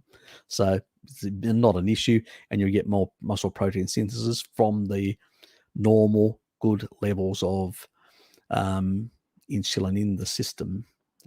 So, of leucine in the system and the activation of growth pathways to the level that is required and nothing above. Remember, insulin, IGF-1 and the mTOR, they all go hand in hand. As long as you're not putting in carbs, glucagon is there to sort of keep them within the natural, the good level, to work synergistically as signaling pathways for muscle protein synthesis. The driver is leucine, as that video that I've done shows. The others are playing a signaling role. And we don't want an overexpression of the signaling role because that's when derangements happen in growth in other tissue, excluding muscle. That's what we don't want. But that's on a mixed diet of high crap, as I call it. Can inappropriate high estrogen levels give for more MMP activity? Yep. It usually goes hand in hand with xenoestrogens that tend to basically cause derangements in tissue as well, also causing higher levels, plus matrix metalloproteinase expression out of the liver. The way to actually methylate away estrogen really rapidly is taking high doses of choline, eat more eggs, or basically take a choline supplement. Also helps with getting fat out of the liver, which is great. And improves the detox, so methylating away estrogen, choline, great stuff in that regard. Fat-soluble vitamins to regulate the MMPs, keep them under control. That's a fantastic thing about animal foods. They have all these wonderful elements, and synergistically they work beautifully to keep the body functioning really well. And if you've been doing it for a very long time on an ancestral diet, you don't even have to supplement. It just works. It always has. But we're forced because we're in a environment with xenoestrogens, with all sorts of things that are basically pushing things in derangement levels, and we need to suppress them. It's like the boron, 12 for 1 week, 9 for a second week, 6 milligrams for the actual amount of dosage for the third week, and then down to 3 for 3 months. And that will basically normalize a number of those hormones. It's the equivalent of, at 3 milligrams, it's the equivalent of 2 avocados, so to speak. So it's not going to kill you. But the higher levels we want, because the other thing is, as Christina from the Netherlands, she's a nurse, and she stayed on 6 milligrams for a long period of time, for months. And what she noticed was she started getting certain cramps and all that. What it did was it actually accentuated a subclinical magnesium and potassium deficiency. That's why you got to come down to the 3 milligram level once you stick there to that level. And we don't want to be on high levels for too long. So Where if you were to take 4 avocados, which has got the same level more or less, you're getting the potassium and the magnesium that it's, you know what I mean? So in the real food, so it's probably not as severe a big issue. It's only with the supplementation. So in that regard. But there's other things, other issues with, you know, certain oxalates and other issues with certain plants, you know, that contraindicated in that regard.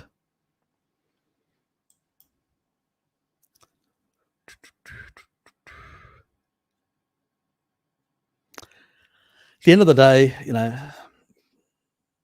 you afford what you can afford, and as long as you know, even your regular meat is way more nutritious than many of the plants. So, and you, yeah, it's quite a bit. You got a big family, a growing family, many kids. Explains everything. Need like a truckload.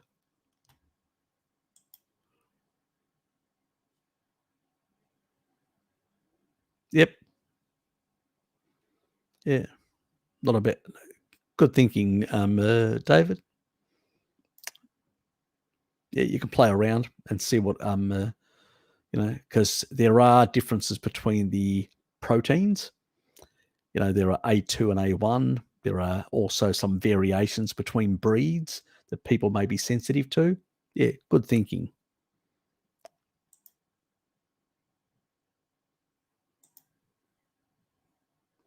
I'm surprised that they sell it to you at the same price they sell it to us. Thousands of miles away. Well, that's the craziness of the supply chain. It's bloody weird. But also there is a difference in per capita income, so the labor cost component. There's so many factors that come into play. You know, depends what they ship and how they ship it, and is it livestock? Is it basically the actual meat, just slaughtered and hung, and then sent out, and then it's processed in the UAE. So that will keep the cost down when it gets all cut up in the UAE. So that's another issue in itself. There's a lot of factors in the supply chain, but you know, always hard to know exactly. Eric Bergs always states that the dairy can help enlarge the prostate. Yeah, that's nonsense. It's absolutely nonsense. The level of, I'll give you an example. First of all, the hormones that, you know, like growth hormones and all these other hormones that are basically in the actual animal product, they can't actually connect to our receptors. So that's a non-issue. And even the estrogen, it's not even it's estrone, not even estradiol, it's estrone. And you can have quite a bit of milk and only get about 6 nanograms. I've actually talked about it in one of my chats with Bart. If you go on through that, I actually talk about the dairy and how much there's in bugger all. And even there's a fraction of IGF-1 that can actually get through, and even that's not an issue. It's through a peptide that actually can transport it in at very low levels. Now, I'll give you an example. Estrogen, 6 nanograms. You would have to consume like a truckload of milk. You'd explode to get to any levels, which could be a problem like 1% of what you produce. That's 1%, which is basically for a male, 5,300 nanograms. You're not going to get there. You'd be struggling to get there after weeks of drinking. And we're talking per day. Your body produces 53,000. And in women, it's 630,000 nanograms. Again, a non-issue. These are myths that are still percolating through, you know, because if these are big problems, there would be an epidemic amongst the Maasai of prostate disease, but there isn't.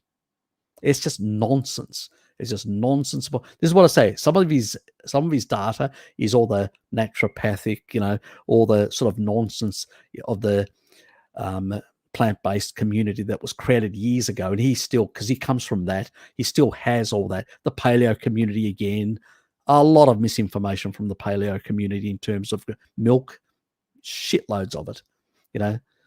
All of a sudden milk didn't cause problems for all these years, and now it's causing problems. And the reality is the raw milk has more of these substances that they accuse milk. And when you actually put it through pasteurization, you actually reduce some of these substances. So how come you've reduced the substances compared to the 1950s and 40s, and you've got more problems today than you had back in the it doesn't compute. It's like you've turned the world upside down. This is what these people, they got no idea. They're talking just, as I say, every single one of my videos, I cite research. I cite evidence. These people don't. They just talk things that they have heard, and it's just repeating the same garbage over and over again. It's like excrement coming out of their mouth sometimes. So yeah, that's the unfortunate reality of these characters. Growth hormone cannot bind to your receptors. It just can't. Simple as that. So let alone some of this stuff gets completely denatured in a very acidic stomach. So, but even if it didn't, it can't bind. So it's can't attach to a receptor. Nothing happens. It's a no-go. So yeah, it's nonsense, pretty much nonsense. Has been nonsense for a very long time, all this sort of stuff. Prostate cancer increases, breast cancer increases are due to vitamin D deficiency. Let me say that again. If you basically get up to 80 nanograms per deciliter or 200 odd nanomoles, there is not one study that will actually show the potential for cancer to grow. Why? This is the important thing. All cell groupings, this is how cell structures are. They communicate in these groupings to create tissue parts. Those cells communicate between themselves. There are enzymes, specific enzymes that regulate cell proliferation. Guess what they're dependent on? The cofactors that go into those enzymes that regulate cell differentiation and proliferation inside different tissue. Vitamin D. Breast, prostate, vitamin D. And a second cofactor, vitamin A, retinol. Another tissue, the predominant one is retinol, and secondary is vitamin D. Depends on the tissue type. So with prostate, if you've got a low vitamin D status, and most people have today, it's no wonder people not working outdoors like they used to, and there's an explosion. Better drink my...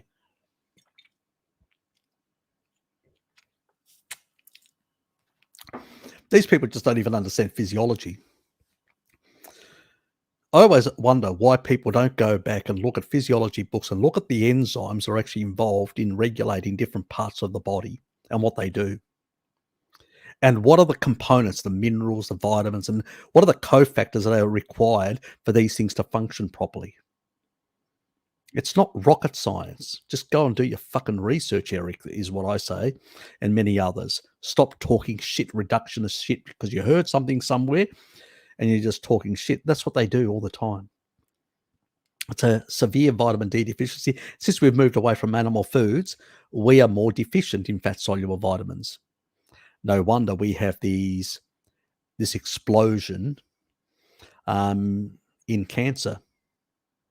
Is it surprising? Yeah. Crazy world. Yes, lockdown meat. Online ordering poor quality meat. Yeah, I know. Eventually they'll be flying it in with a UAV just to spy on you as well. And they'll actually be putting up commercial signs, like pop-up commercial signs. Would you like some kibble with that? Couldn't help myself. Can animals deal with glyphosate? Has it been tested in their tissue in high amounts? I've actually, Dylan, where were you? Why you're not listening to all my live streams? I've discussed this in a number of my live streams a couple of times. Yes, like we can detox, so can animals. Plants, on the other hand, concentrate. They can't very easily get rid of the stuff. In many cases, it's incorporated in the damn plant. Animals can. Animals can detoxify and get rid of it, reduce it. So even if you're having poor quality animal foods that have eaten plants, at the time of they get killed, they probably only have the quantity of glyphosate that's come in the last 2 days or a couple of days. So it's still going to be much lower than if you were to eat plants. You're still going to get less than eating plants for the day. So yeah, it's going to be far less of an issue, and your body will be able to, detox it, get it out of the system. Yes, you'll lose a bit of bacterial, but not a lot. Your microbiome gets assaulted every day, not only from glyphosate or antibiotics, but there are other mimicking molecules that do assault on and then it just regrows back. As long as you maintain a healthy body, the small damage will get sorted, because it's constantly happening. So I wouldn't get too wound up about it.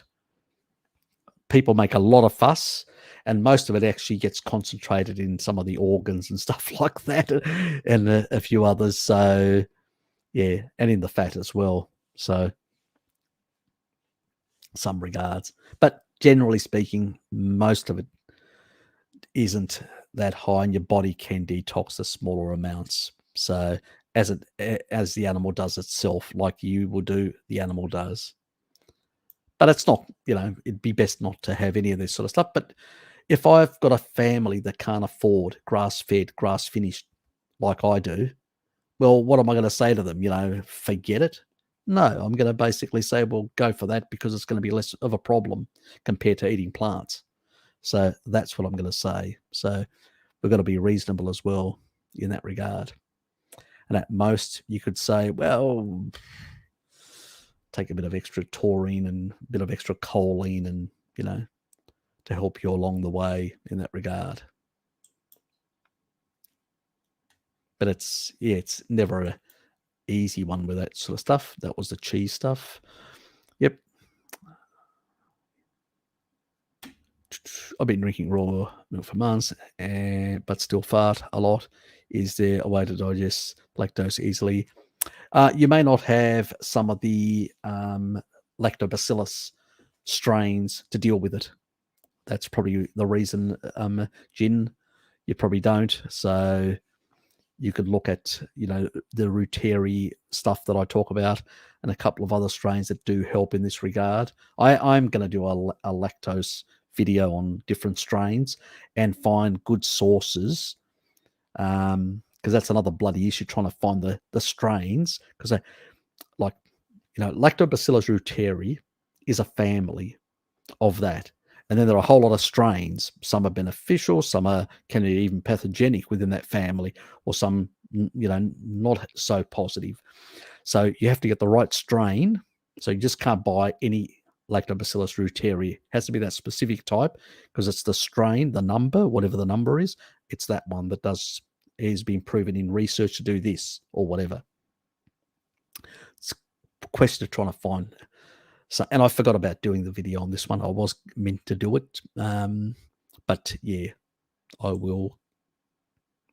Now that I'll be off for a few weeks, I'm going to be doing a few videos. So there'll be a plethora of videos that I've neglected to do for some time that'll be coming out from the following week. Not this week I'm at work, but the following week. Yes. So expect to see more stuff on this subject matter and many others. As a long-term carnivore who also had the double Yes. J. Zero side effects as yet. What about that horn that you grew out of your ear? Had to throw that in.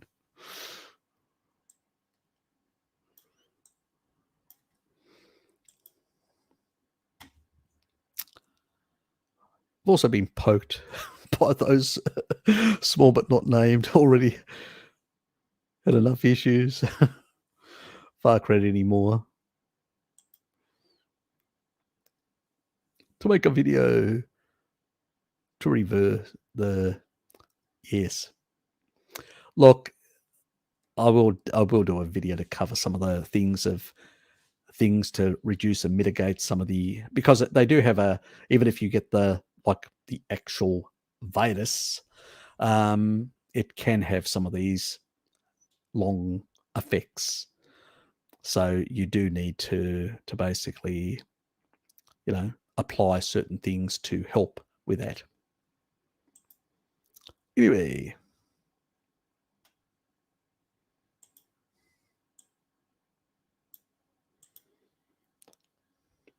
Lots of conspirators around. Evening Standards have reported physicians saying 300,000 in the UK have heart problems due to post-pandemic stress. It couldn't be from anything else. Post-stress. Oh, yeah. It's an epidemic of stress. I mean, how come we didn't have this pandemic of heart disease in the Second World War where there was far more stress? Because they were calorie restricting, they weren't engaging the Randall cycle. They were actually surviving better. And also a lot of them had actually more longevity for that reason, because of starvation and, the autophagy effect that they went through the war. That's what they noticed. A lot of the people who lived after the Second World War, through the war, had longer longevity than many others. So stress that's bullshit. Stress. God almighty. May exacerbate some conditions, but really, I mean, God almighty, are they joking? Yes, but what do you expect? People just make up shit. I say, well, show me the studies, show me the actual mechanistic proof of that. They got nothing. Because if I can show another example that contradicts their example, like I just mentioned, the war years, well, their argument is a zero. It's just basically an opinion, which when closely scrutinized, fails miserably. Yes, it's crazy, Bert. It's crazy, the bullshit that they're actually trying to put out there. And some people are going to buy that notion because they're so ignorant and they won't even engage their mind, because nowadays they basically, they screen time. Don't engage your mind, just listen. Yes. That's why I like the Zoom things, because we can interact. You can engage your mind. You can interact. It's important, guys. It's important. Yeah, war years are plenty more, Richard, but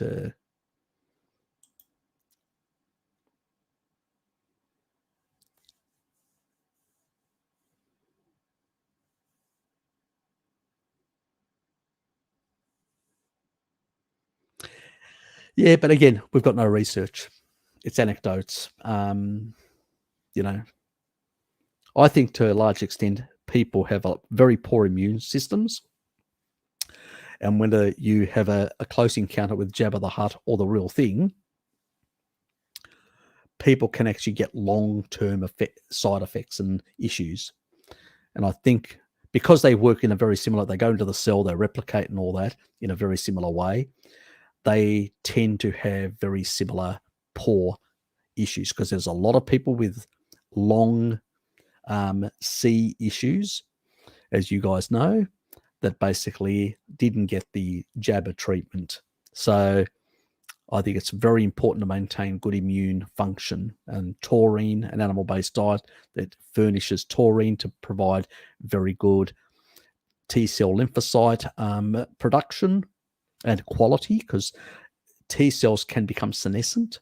So that's why I talk about fasting 3 days, reset, then giving it what it needs, taurine and good animal foods, cholesterol and stuff like that. And people today are very low in cholesterol because of statins.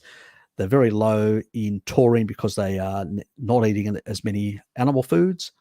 They're also eating a lot of refined stuff that tends to burn through, sulfur amino acids like taurine as well. So they tend to have very much poorer outcomes for those reasons. Poor vitamin D status, for poor regulation of the immune system. There's a lot of confounding, a lot of components that come into it. Yes, they don't do the sun, salt, and meat thing that we do. And so these are other big factors as well we need to keep in mind.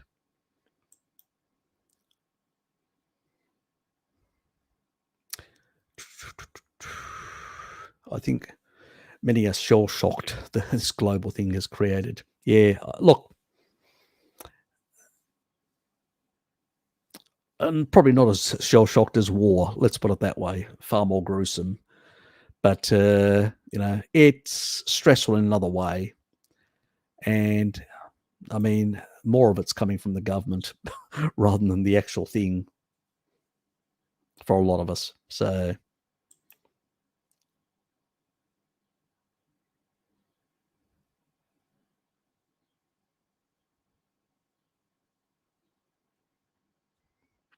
exactly, good.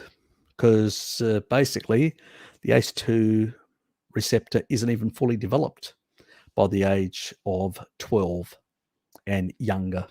So it's ridiculous. And even at 13, it's just starting to develop, 15, yep. But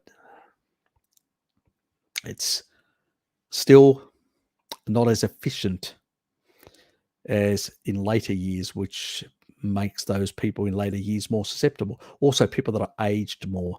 Again, poor diets can age you faster.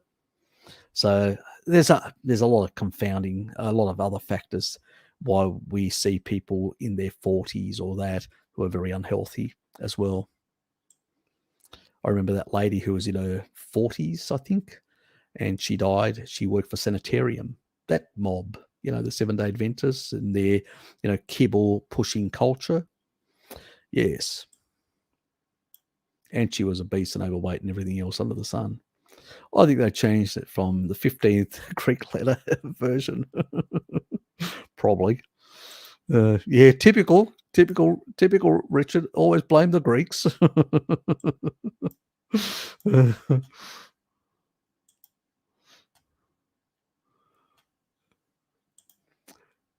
I'm particularly heat sensitive. I'm currently around freezing in England, and I have the window open, no heating on, good adaptation to cold climate, but poor in hot temperatures. Yes, I'm pretty good with cold temperatures as well. I've adapted to hot climates, but I do prefer the cold. In winter, I actually have my windows open. You can ask Hello Kitty. I keep my window open, my bedroom.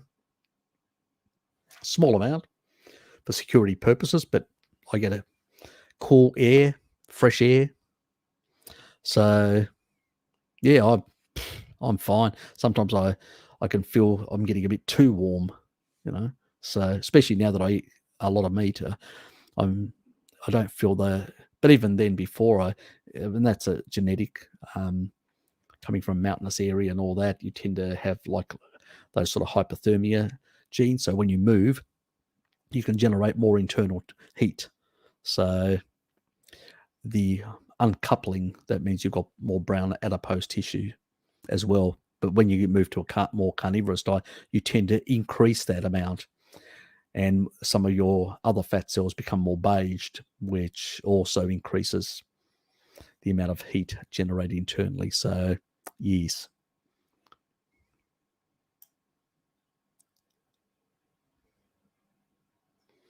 Yeah, look, I'm pretty much, I don't watch much TV. The occasional movie and Doctor Who, the old ones, the old episodes, the least woke ones, is what I usually watch. But yeah, me too. A bit of social media and stuff like that.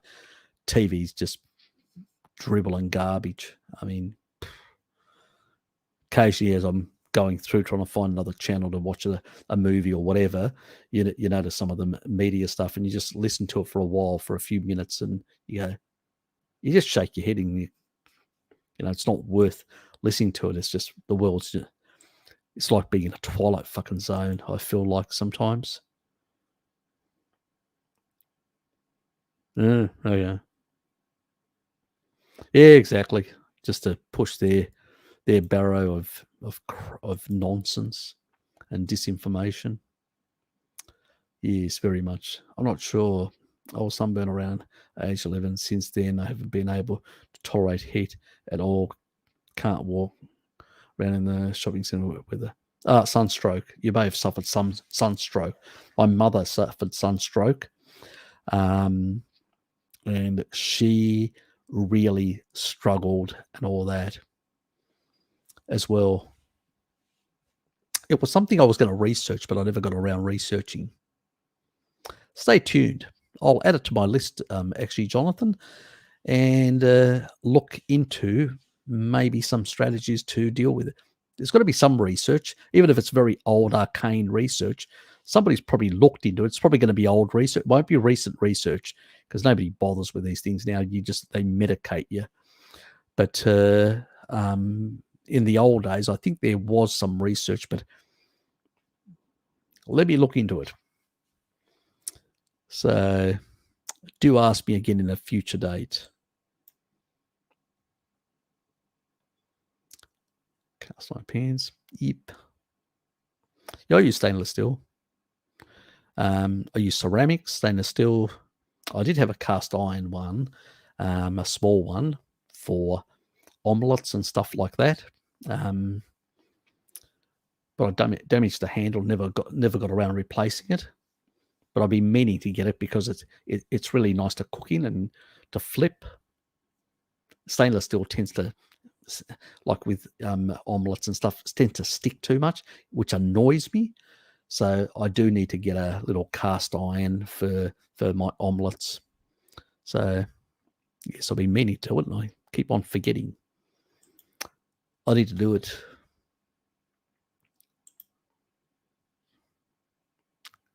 Gyrox. I'm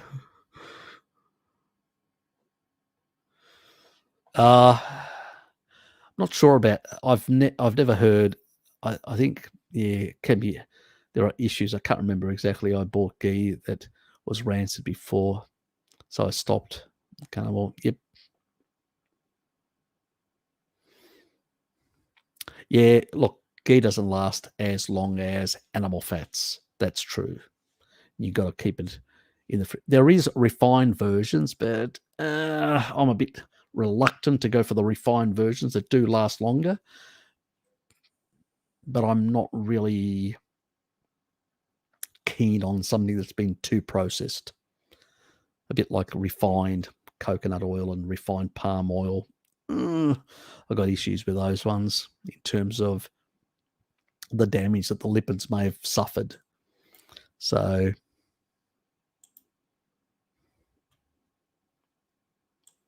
but for ghee's fine for short-term seasoning. It's fine.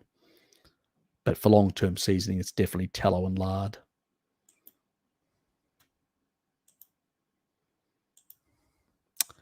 And I have no idea. UAE may be able to tell us about camel fat. I suspect it to have similar consistency to other animals, but don't know. If you do know, UAE Biff, let us know. I'd be interested about camel fat, the way it does it last, like you can keep it out without putting it in the fridge, and does it last for a long time like some of the others?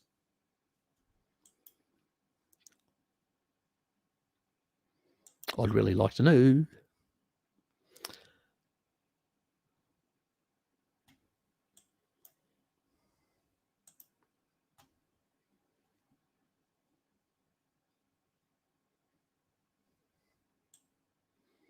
Yes. Up your fat-soluble vitamins. Very important. MK4 is a really good thing if you get it in high doses. You know, the advanced orthomolecular AOR version on iHerb, 45 milligram type. Yeah, all that sort of stuff, if you do it for a couple of months at high doses, that can be pretty darn good for that purpose.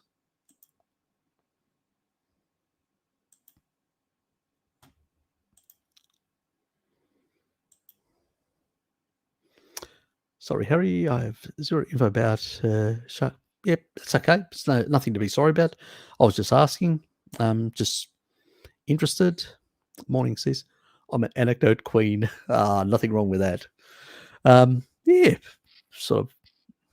I'll probably have to look in that as well, to see what's available, whether there's anything new.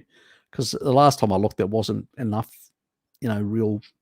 There's a lot of the companies that were actually producing it, but there wasn't like independent. You got to look at independent stuff. I have to try and the purpose of a scientist is always to disprove themselves. So you've got a hypothesis, you've got to try. If you can't disprove it, well, then the likelihood that it's actually by accident is unlikely. It's probably there is some relationship in that regard, but you've got to continuously look, because there may be somebody that's done research and said, hold on, that's not the case. And so it's important in that regard. Tefano said that he has iron overload in the liver from carnivore diet. That's just nonsense. Absolute nonsense. Every carnivore in the world, and we're talking about multiple generation carnivores like the Maasai, like the Inuit and others, the Samburu, the Sand people, the Bushmen of the Kalahari, that consume up to 3.92 grams per kilo of body weight. That's Cordain's sort of research on the Bushmen of the Kalahari. I mean, give us a break. That's just nonsense. He's talking crap. Now, in a deranged liver that's not functioning properly, you can have all sorts of problems, but that's because of other issues that you haven't resolved. So, and I actually challenged him at the time. I said, go and actually do a test to see if you've got hemochromatosis or anything like that. And what other things are you doing? And he wasn't willing. He said, I'm not going to pay that money. And I said, well, then don't make claims if you're not willing to basically pay, because then you're just making up shit. And that's what he was. So I wouldn't trust anything that comes out of his mouth. Exactly. Bjorn, perfect reply, mate. Perfect reply. I watched Sally Norton. She's pretty good about oxalates. Always ate a lot of veg and also suffered from pain, movements, apparatus. Yeah, exactly. How can I support the body from dumping? Yes, I went through that really enjoyable state of excruciating pain through my kidneys, sort of foamy stuff coming out of my penis. A wonderful experience, Stefan, a wonderful experience. I used to consume massive amounts of high oxalate foods like spinach every morning. Yes, I know. Crazy days in the low carb keto community back a couple of years, 5 years, 4 incidents of kidney stones. Wonderful. Now, extra dairy is good because it chelates and binds and gets it out. Citric acid, whether it's lemon juice or whether it's basically even apple cider vinegar, can reduce the amount. But when you go very low, you reduce the plants completely, you start dumping. And that's when you need to basically sulfur amino acids, taurine, MSM from Jarrow. That's when you need to up those, because you'll burn through them, because oxalates basically deplete sulfur amino acids. That's why they're a bit of a bugger, because they also muck up your methylation. So, which is another bugger. And, so they are pro-inflammatory in that regard. So you're sort of looking at more sulfur, which you'll get from animal foods, plus you can supplement some additional sulfur, plus get the citric acid, whether you get a supplement, citric acid, food grade supplement. Look, some people just don't like it. They really hate the the taste. Others don't have an issue, like me. If you can bite into a lemon and eat a lemon like that and really enjoy it, you'll have no problems with a citric acid sort of supplement. You can get an iHerb food grade one, but if you do, consider lemon juice as your other option, and a bit of apple cider vinegar, combo. So, while you're dumping. But it's not an easy situation when you're dumping. Sometimes, if it's too much, just basically have some oxalate food like pure cacao, like a chocolate with 90% cacao. That should stop very quickly any dumping, because the body will go, oh shit, loads of oxalate are coming in, need to stop. There's going to be excess in the blood and in the body, and it just literally stops dumping. So you can sort of get a bit of relief with that and then go again, So whether you could actually even have a very low grade, take these supplements, have a low grade of an oxalate food, whether it's a bit of chocolate, very small amounts we're talking about here, or something that's got oxalate in a very small amount, to basically just keep the body from over dumping. But you still want it to dump, but not over dump. So it's a little thing, a biohack that just allows you to use the citrates to basically, deal with it, and the dairy component, which is the calcium, to bind it out of through the feces. So yeah, it takes time. It took me quite a few months for the severe case state, but I had quite a lot of dumping to do, and I had on and off, and now I haven't had any for ages. It can also create a lot of constipating effect as well. So it can do a lot of things. It can really derange a lot of things. So it's not a pleasant thing to do. No wonder children hate greens. They're right. They know it's going to basically be a problem. If there's any problem with his liver, it's from acetone use, not carnivore. Yeah, maybe. Look, as I said, there is an N of 1 with very limited proof that he provides. And so he doesn't even provide, like liver biopsy or other tests that look at certain markers. So, and I don't know what he's done since then, if he has or not, but pretty much beyond, pretty much right. I have a big question mark on the person, their credibility, because they've shown themselves to be less than credible on a number of fronts. So, and you guys know me for some time. If I fuck up on something, I make a mistake, or I make an omission, or miss something, or don't pick up, I'll tell you guys, that I've missed on that, and I'll correct myself, or I'll talk about something. I'll say, look, here, I'm speculating. I don't really have enough evidence, but there's a few anecdotes. Maybe there's a mechanism here. But people like Frank are just, they just want to trigger people with all sorts of claims and all that to the notoriety. It's the bullshit factor that they like to play on and create a lot of momentum, sort of things. Controversy sells, unfortunately. Good science, reasonable, a reasonable mind, a critical mind. That's why I don't have a lot of followers. It's simple as that. I could become like that if I wanted to have a lot of followers, but that's not the purpose. I'm not here for that. I'm here to try and help people that have got problems when they come across me, to help them. I'm not interested in the other stuff. It's just bullshit. I'm not doing it for, as I said, I've got a day job. I'm not doing it. It's not my income. It's basically something I suffered myself from health problems, and I got a lot of misinformation. And now I'm trying to help people with the best information that I can come up with from the best science and research, and basically provide that information for you guys to basically be able to manage your own health issues much better in your lives. That's my goal, where his goals are very different. It's all about Frank, unfortunately. If it's not focused on him, it's irrelevant. And so is everyone else around him. Because he actually told me in one case bluntly, and that was quite clear what that it was all about Frank. Anyway.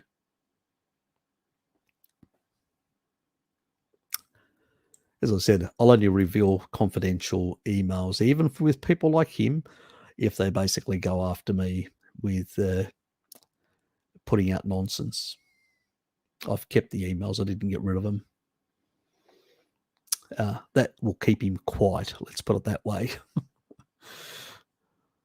He met Nancy Pelosi's daughter at a vegan rally. I think he was in his car freaking out. She was going to have him killed. What? As I said, he's like a prima donna, creating all these controversies, blowing things way out of proportion. It's the notoriety. Maybe his mummy didn't really, or his dad didn't really put him on a pedestal, or give him maybe didn't get enough attention as a child. Fucked if I know what drives him. It's just ridiculous. Yeah, that's basically, I'm just basically giggling inside. I'm going, fuck's sake, grow up, Frank.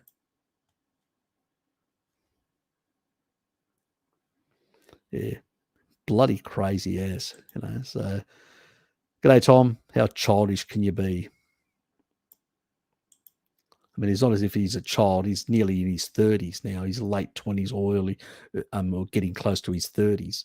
I mean, God, how long does it take to grow up? DC, good to see you, mate. It's been a while. Long time no see. Yes. Where have you been hiding?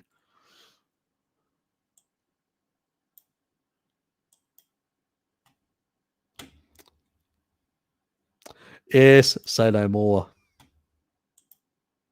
I mean, I don't wish anyone, in any case, in any regards, it was for acne.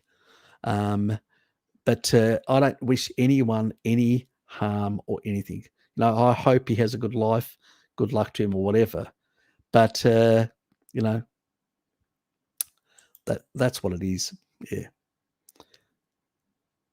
In the extreme dose, exactly. And I don't think it stores really well in the liver as well, which is another issue in itself. So, and if you've got fibrotic tissue in the liver and you're not storing vitamin A very well, it can get into the rest of the body. He was doing a lot of organ meats. So, and that's why I said, go and get yourself tested at the time. But he wouldn't. He said, I'm not doing that. I said, well, so you can only tell people to do certain things. And taurine actually fixes fibrotic tissue. You do if you want to deal with liver cirrhosis, two things: high dose of taurine, high doses of R-alpha lipoic acid. There's research on both. Fibrotic tissue is dealt with taurine. Good research on that in all organs and tissues. As a master electron donor to stabilize tissue in organs that are very much damaged, R-alpha lipoic acid, done in the university hospital, the Texas University Hospital in, I'm trying to remember which part of Texas was it. I can't remember anyway, but I think it was in the capital. Anyway, a doctor there was some people that turned up with damaged livers from mushrooms that they ate, which caused them a lot of damage to cirrhosis and a lot of damage to the liver, extreme damage. And this doctor was actually by the head chief, because he was pretty good. He used all these sort of, let's say, irregular methods, because he always, use it, like looking into the research and trying to find esoteric or other ways of dealing with beyond the drugs.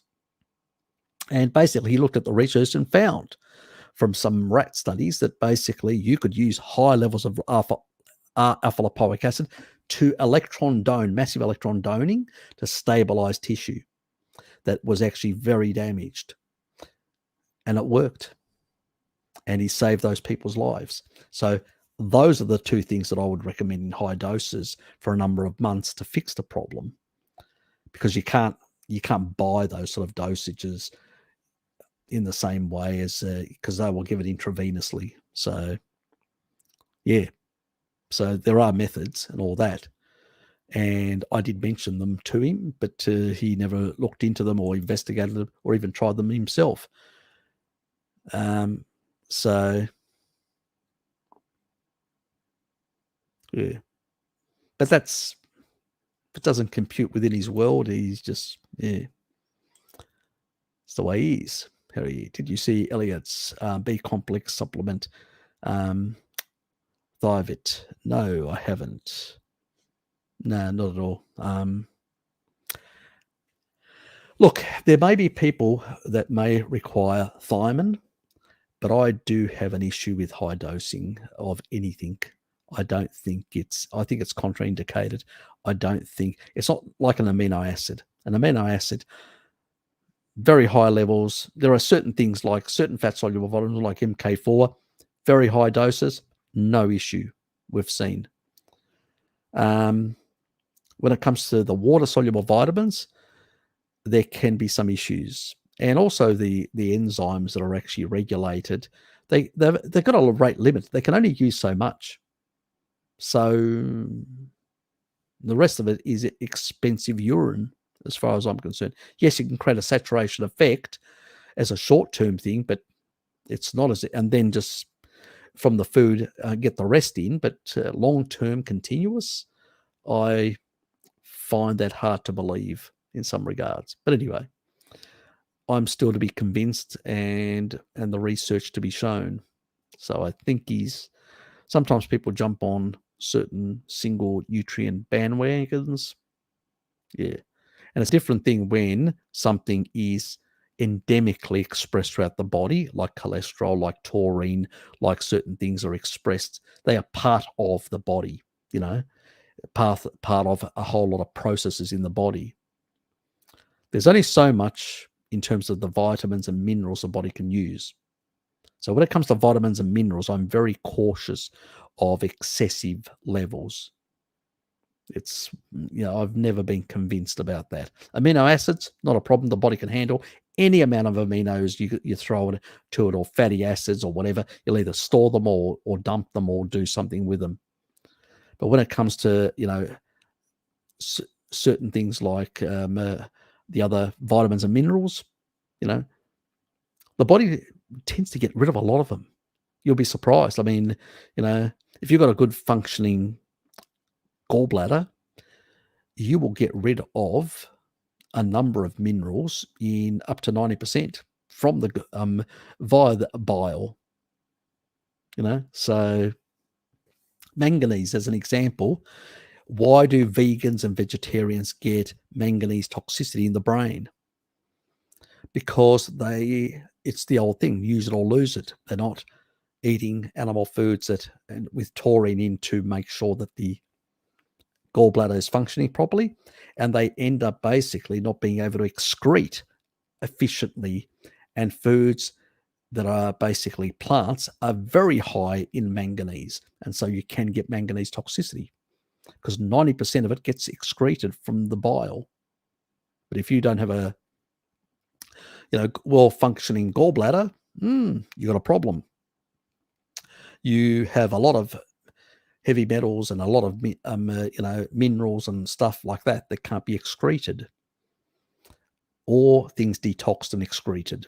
You got a problem, and no detox crappy protocols are going to fix it if your gallbladder is not functioning properly.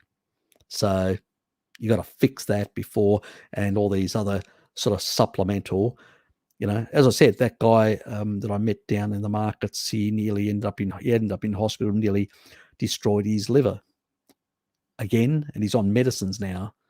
I told his missus, get him some supplemental taurine, I don't know whether she's going to do it or not, but he's a plant-based, and he was doing detoxes. He had to detox, these constant fucking detoxes. The body does it itself. Give it the right nutrients, animal foods, it does it itself. It doesn't bloody need special chemicals to detox. What a load of garbage. It's a business. It's a naturopathic business, like the MDs, the allopathic business of drug companies. The naturopathic business is basically supplements and more detoxes and all this sort of garbage. They create more problems than they solve, and they're a waste of money. Basically, species-appropriate diet. Short-term supplements have their place, but long-term cause more derangements and problems. Eating appropriately sorts everything out in the end, in the long run. That's why our ancestors were quite fine for a very long. If I eat 70% pork, would the high omega-6 content be a concern? No, over time. Anthropology suggests we ate about omega-6 to a ratio of 3 to 1, 2 to 1 and all that. Well, when you look at the grams, it's only a couple of per the amount of meat, like 100, it's only a couple of grams. The ratios are quite low and it's stable. Now, do you know what omega-6 ratios are in the tissue? In the brain, about third of the stuff there is basically essential fatty acids, which is omega-6 and omega-3. Well, there's actually more omega-6, arachidonic acid, and the other fractions of fatty acids of omega-6 in the brain. Slightly more than DHA. 1 point. Second point, there is a 7-fold difference in tissue, in cells, in the cell walls of omega-6s to omega-3s. 11 times difference. There's a good reason for that. It's because omega-6s have a reparative role. So it's not an issue. It's only when you're inflamed and stuff like that. That's why when you're on a low carbohydrate diet and a non-inflammatory diet, your arachidonic acid levels go up. It's not accidental.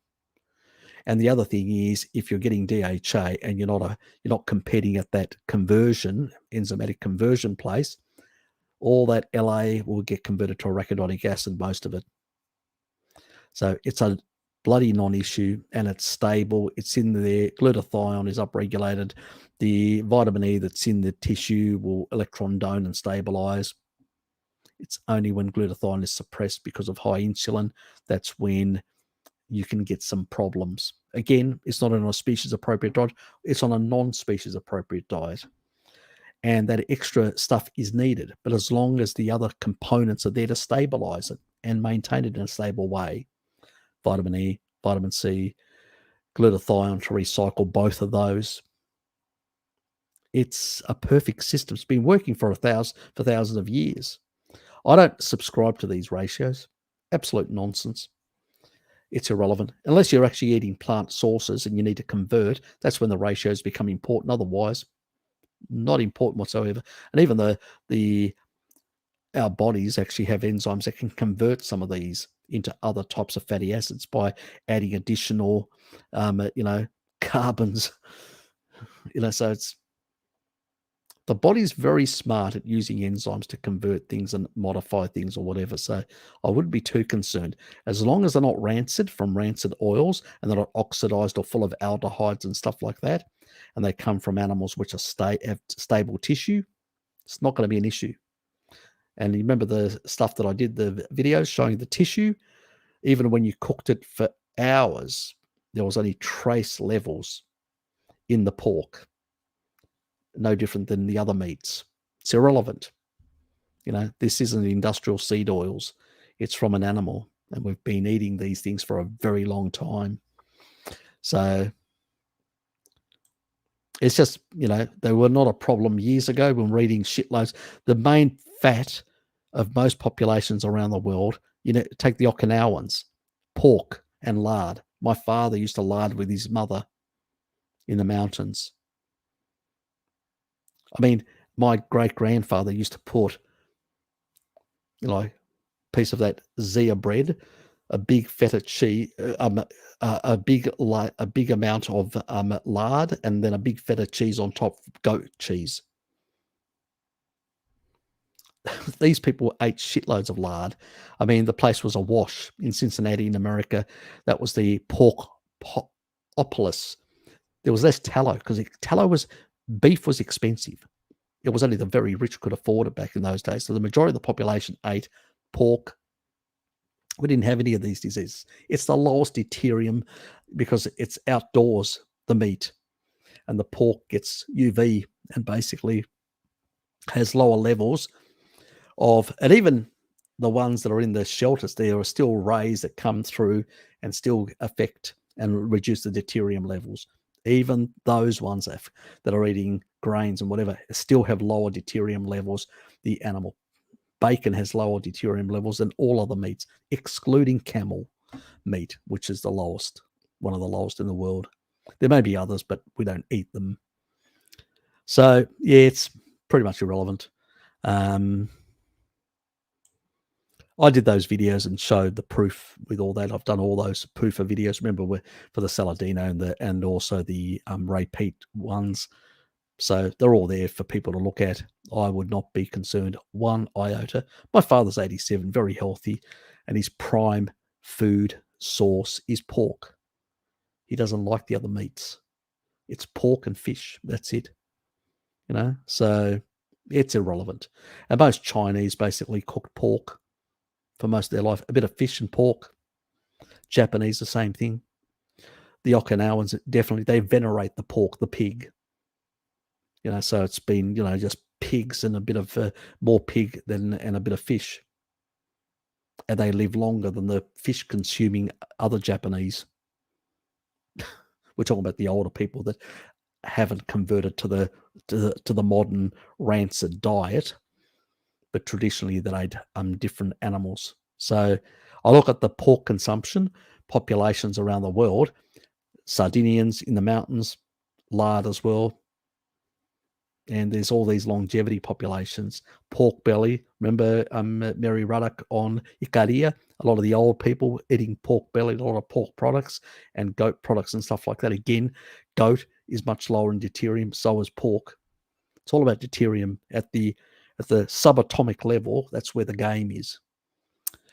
So yeah, I just don't buy this garbage. It's just unless you've got rancid stuff, unless you make it rancid. If it comes from an animal, it's stable, not an issue whatsoever. It's irrelevant. It's a lot of eggs with the same, and fish again. Fish. Eggs. Shitloads of PUFA omega-6 as well. Shitloads. And that guy was eating 25 eggs a day for multiple decades. Had no health problems whatsoever. Was actually healthier than everybody else. That's why they actually looked at him. They studied him because he was the healthiest person in that nursing home. And then they were shocked how many eggs he was consuming. Yes. You're welcome, mate. Oh, nice one. You had to get to an internet site. I actually have noticed, I looked at the stats and tried to find out how many people actually, most people actually watch me on their mobile phone. I was surprised, quite shocked. Second is basically, and it's quite evenly, the young people between their 25s and their 30 odd is about a quarter. Those between the 35s to the 45, another quarter, the 45s to the 55, another quarter, and then, the final, in the up to the 65. So I've got a quarter of these different groups. Still, most are men, 75%. But the women that actually do subscribe do watch more than the men, so I do thank them. I wish more ladies would follow me, but you never know what the future holds. But yeah, it was interesting, the stats when I was looking at it. And I did that today. So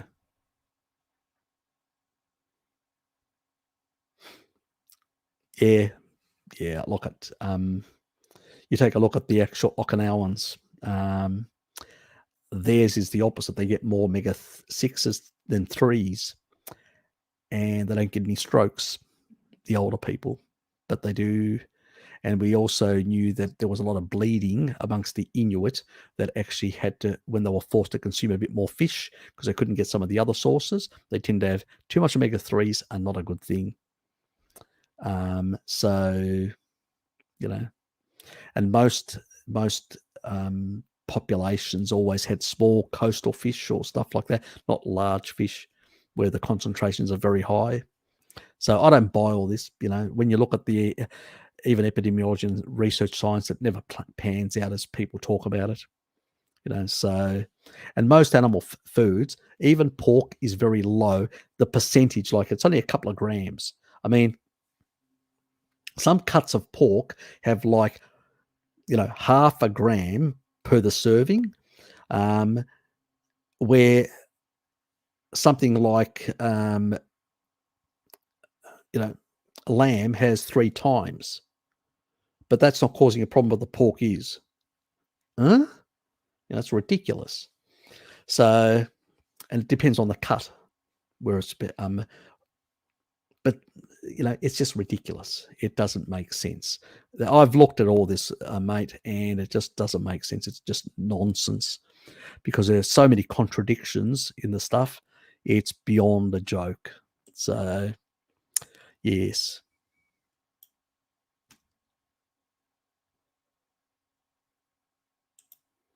And in science, as long as you find a couple of things that show the opposite, it means that it's unlikely because, unless things correlate, line up, that basically will then create very strong inference.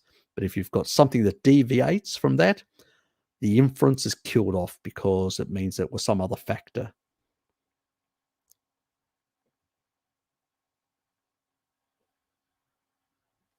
Yep. Yeah, that's true. Yes. They've had a good, close relationship with Jabba the Hutt because they were forced to embrace Jabba. Say no more. No, it's all stress, as the British Medical Association is saying. It's all stress. That's all it is. Stop being so conspiratorial, Bjorn. But the normal ratio, if I remember correctly, is like 11 to 1. I have no idea what the normal ratio is because the body sort of sorts things out on its own. As long as those lipids, those fatty acids, are not rancid, oxidized, or damaged, and those chylomicrons coming in and not bring a whole lot of aldehydes with them, I don't have a problem. Small amounts, or all stuff has a small amount of oxidation or damage or whatever. And even when it's actually oxidized through the mitochondria, will actually create reactive oxygen species. The key issue here is, do you have enough intracellular glutathione, because you've got lower insulin, to basically refresh and recycle vitamin by electron doning, vitamin C and vitamin E, and then they will basically stabilize those ones that may have had an electron knocked out in the normal functioning of the body.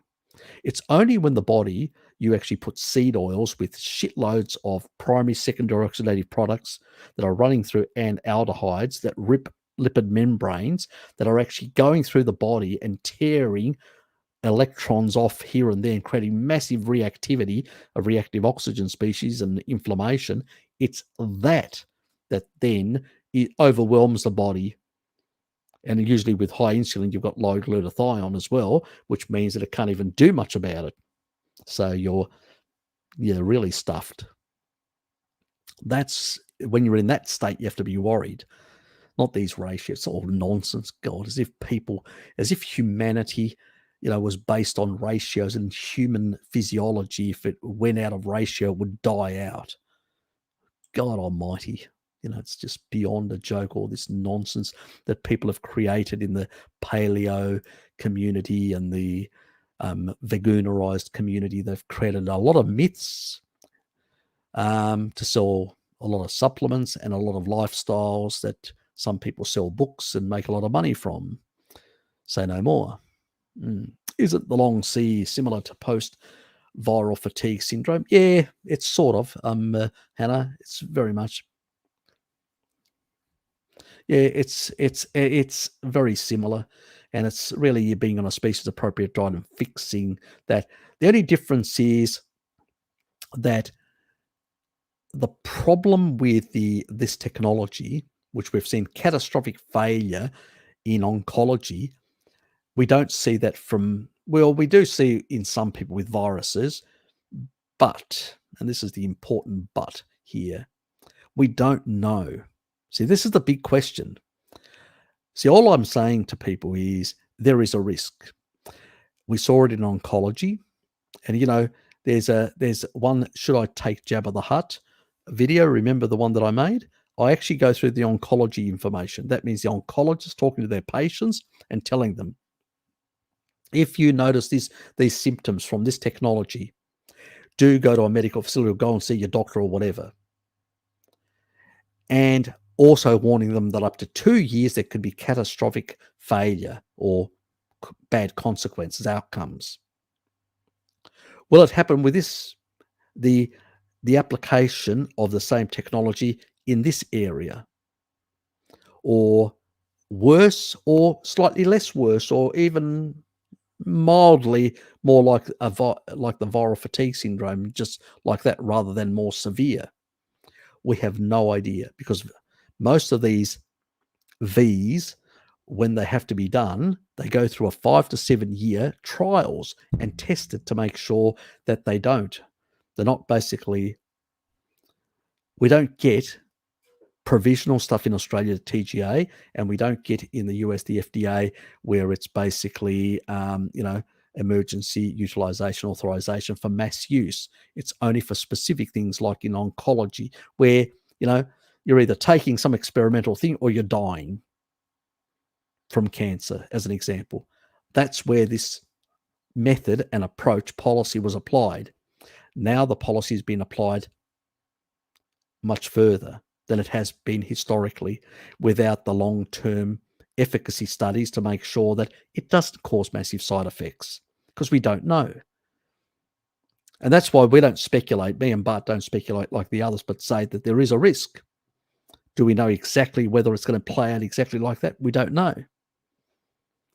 But we've seen certain things recently in terms of clotting factors severe in some people, which have specific genes, and then they have severe clotting results, which end up in cardiac issues and stuff like that. Are there other things that potentially could happen down the track in the next 2 years? I have no idea. None of us do. But as I've said from the beginning, do you want to play Russian roulette? I leave that up to people. I can't tell people what to do with their lives. I can only tell them that these are the risks. You take that information, you process it in your head, make a decision. I've made my decision. You guys know it, without me going into too much information and getting myself into trouble with the YouTubia mafia. Yes, the censorship board. Well, if you ate only ruminants and fish, your ratio would be closer to that. Yeah, potentially. Yeah, but it can vary widely between tribal groups, I've seen. So,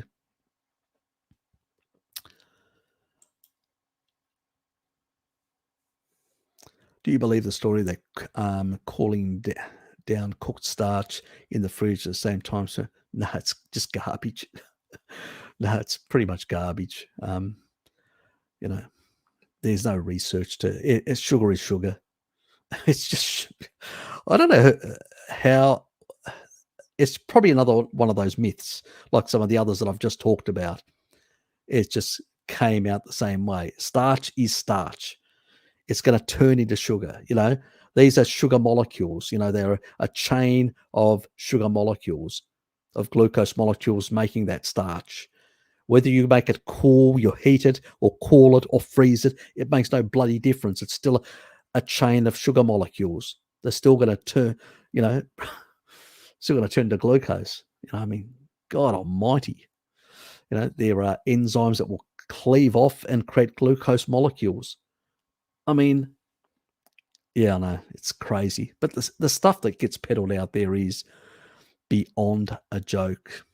So, yeah, crazy stuff.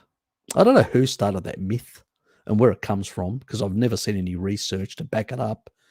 You know, I think the only stuff that it showed a reduction in sugar levels going up, but in that case, they were actually using fiber.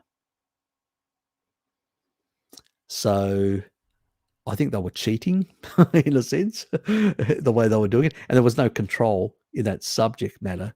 So I don't know where it comes from, why it's continually perpetuated, but there's a lot of those myths out there that just keep on getting regurgitated every couple of years. It dies off and then it gets regurgitated again, like the great new thing that you guys have been missing out on.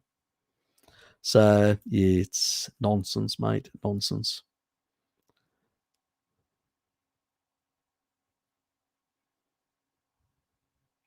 You can't say that, DC. You can't say that. You bad boy. Ah, mate, Alex, good to see you, mate. Yeah, we're such lovers, yes. Thanks, mate. Ah, yes, always Alex to turn up to basically excite the natives.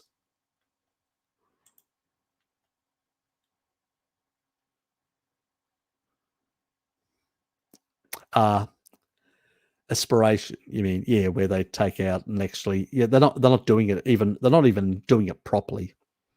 They are not doing it properly. That's true. So the method, there's actually some research I've actually looked at it.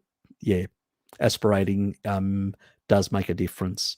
How the different outcomes, how severe, because you get less circulating stuff. Yes, there is an issue difference.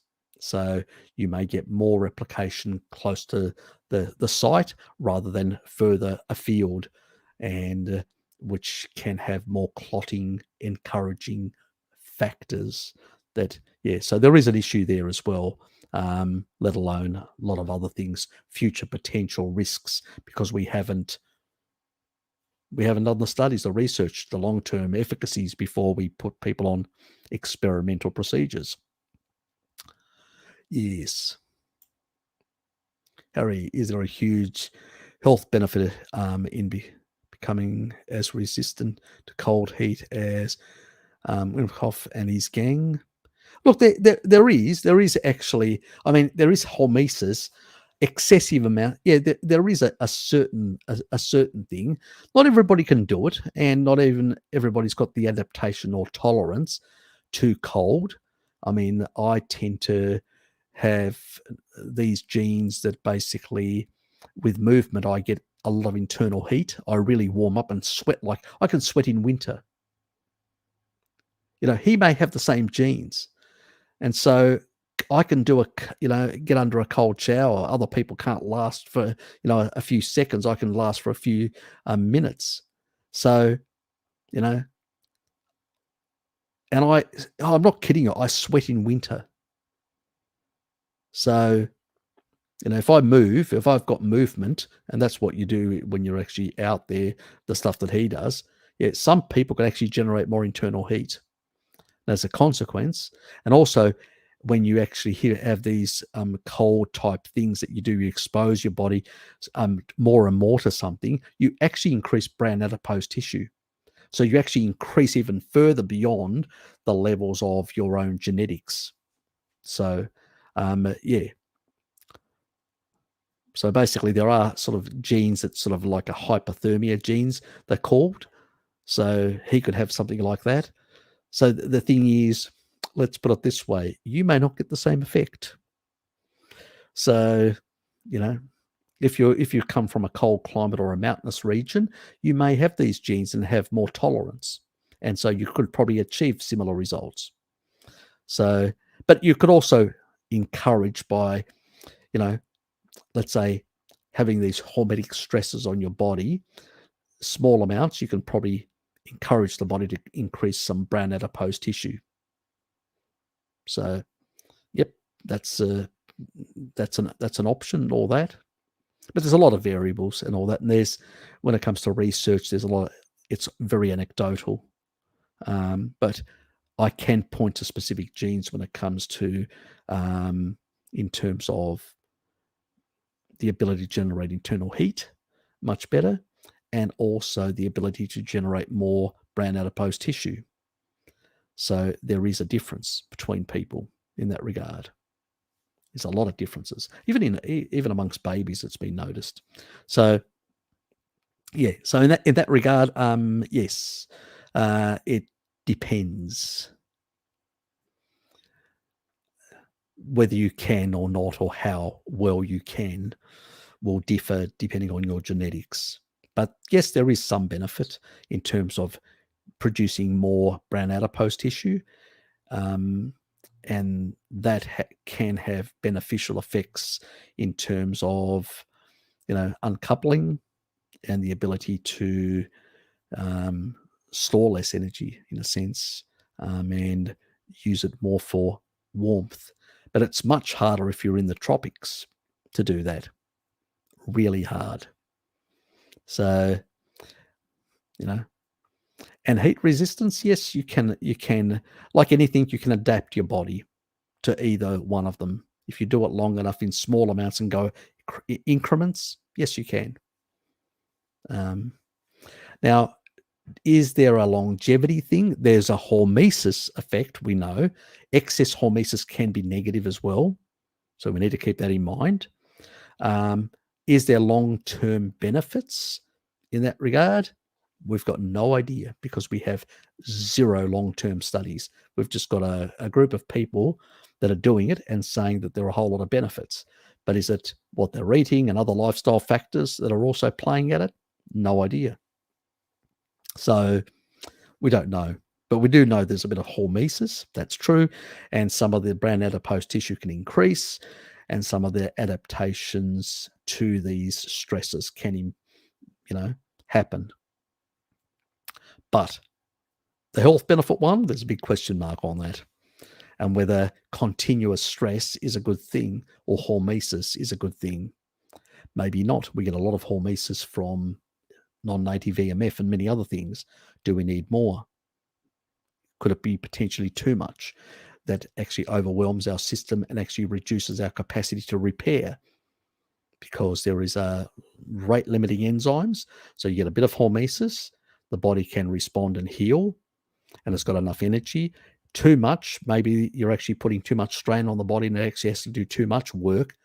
And it's like, excessive exercise, too much damage, and then not giving enough time for the body to heal.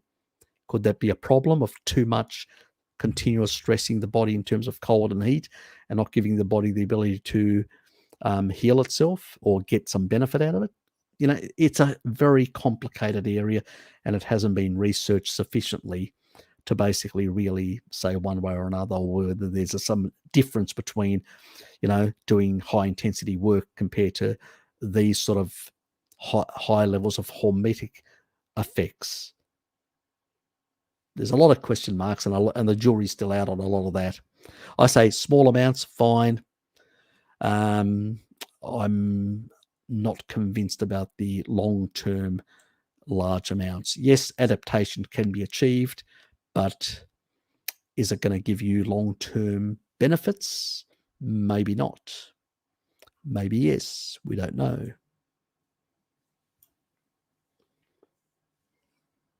Yes, I do. Especially the older stuff.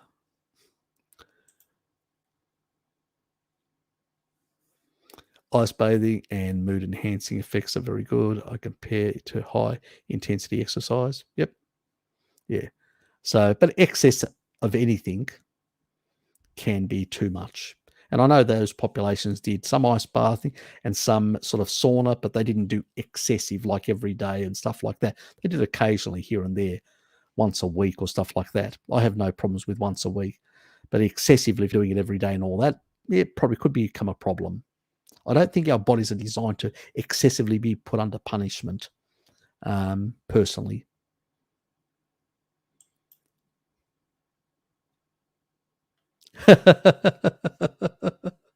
Uh, let me get into my time machine and go back and correct this.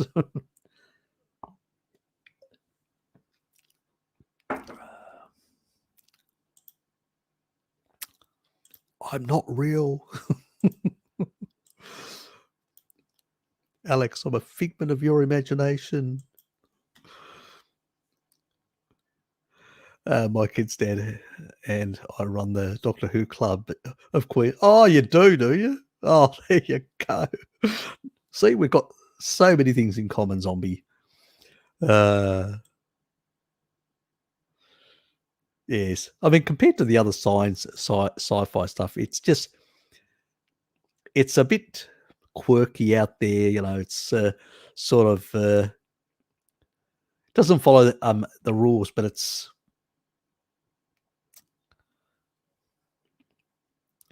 a bit more interesting. The style, and he's sort of a rebel without much of a cause, just basically trying to sort things out without really, and even without really. Harry is Rimmer from Red Dwarf. I better put the marker up here, holograph.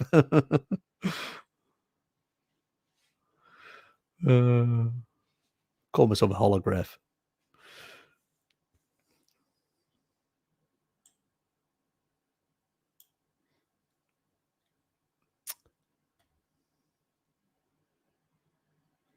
Actually, what was it? Was it last night? I can't remember now. Or the night before. Maybe the night before. And yeah, it had the one with the cat, and they picked up that muted the one that mutated and changed and acted like a cat woman.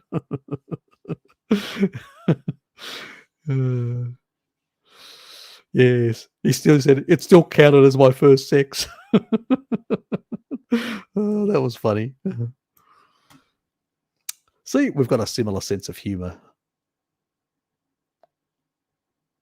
We own a real Dalek. Oh, you're kidding me. You actually bought a Dalek. Is it motorized? Oh, that'd be fun, going around a Dalek thing. Exterminate. Yeah, I know. I'm still a child at heart. Yes, it definitely isn't. It definitely is not. Myocarditis is a big problem, and it does inflict a lot of young people due to certain conditions and certain viruses. And the last thing we need to do is basically be introducing our dear friend Jabba the Hutt to 5 to 12-year-olds.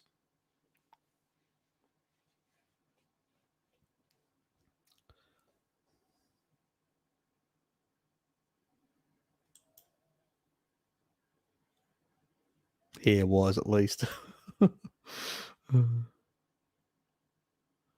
Oh, yeah, definitely bring the... Oh, yeah, exactly. Perfect. I'm looking forward to that. Harry, can you take vitamin E and K at the same time of day? Yeah, why not? Not an issue. As long as you're having fat with them. They are fat-soluble vitamins. How do you recommend scheduling vitamin supplements? Fat vitamins. Yep.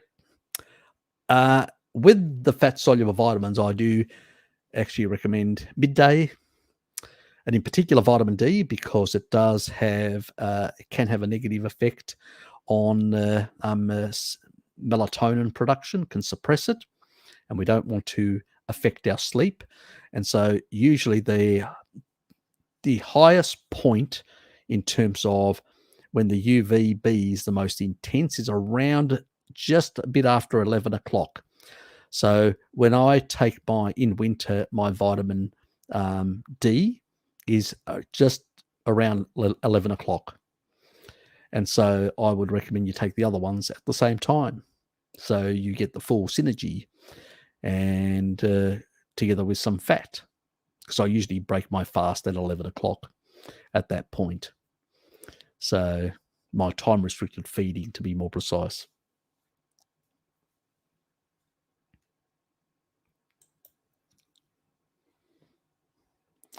And you may have to do the vitamin E, the low dose Jarrow, the one that's from palm oil based, which is a complex.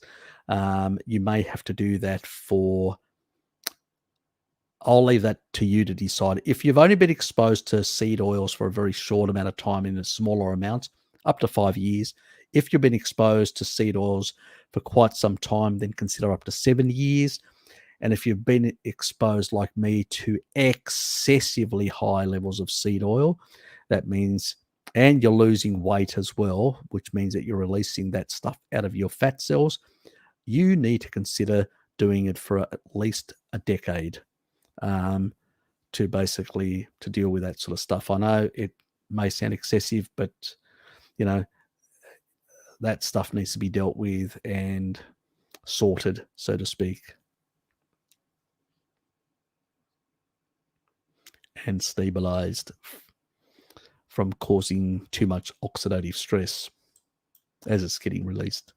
I'm going to dish the veg and lost 50 pounds eating keto and have lost 0 in 4 years of carnivore. I feel amazing. I'm still fat. I'm tempted to go back to meat and veg keto. Look, in some cases, what happens is with the veg, what it can do is it can actually reduce the amount of fat going in, the actual fiber. And so you can end up with absorbing less because it's interfering. So, as I've said, if people want to lose weight, you need to cut back on the fat that you're eating. Simple as that. So it's really to up the protein and lower the energy. And it doesn't matter what the obviously Randall cycle activation will happen if you have both carbs and fat together, and you won't be able to disengage that and lose weight.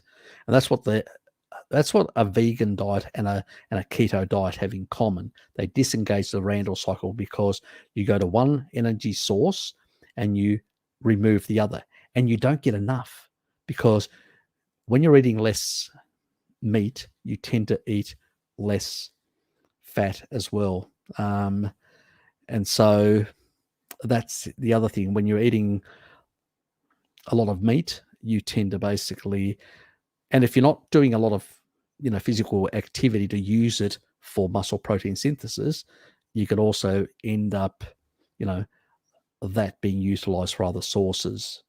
So that can be an issue in that regard. It won't push up sugar much, very little, but it will actually get converted to fat. So it can happen because gluconeogenesis is demand driven and regulated, but still you can get some of that stuff converted to fat. So that's the other issue if you're not physically as active, where when you're doing a very much the old-fashioned keto diet, we were eating very small amounts of meat and very small amounts of fat and a lot of vegetables. So we were basically bulking up on vegetables. And so you're basically restricting your energy intake, really. That's what was really happening. So, going high protein will do the same thing. And it's like those rats. And who else? I think Bjorn did a high protein. And also who else did?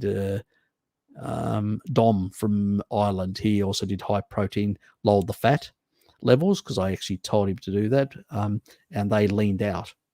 So if you're basically, see, when you're on a low keto, a veg keto diet, you tend to consume less energy, and so you tend to access more of your energy from your fat stores.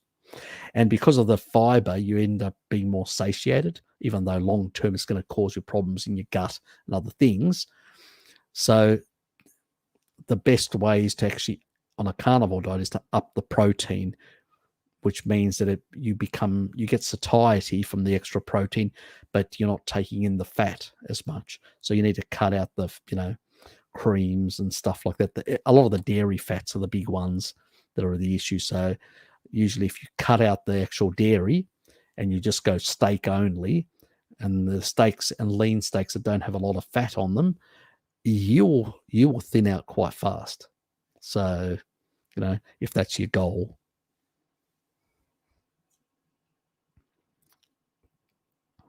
At the end of the day, energy, the amount of energy coming in still affects how much you can access. If you're getting energy in through chylomicrons coming around the body, what's going to happen? The body's going to look and say, you can release fat from the fat stores when you're not eating. But if you're basically bringing in extra energy than and you're not, lifting weights and not doing a lot of physical activity, the body's going to go around the cells with the chylomicrons, dump it all into the cells, and then whatever's left, it will go to the fat cells, store it there, put it in the fat cells, and then go back to the liver with a remnant and recycle it through VLDL.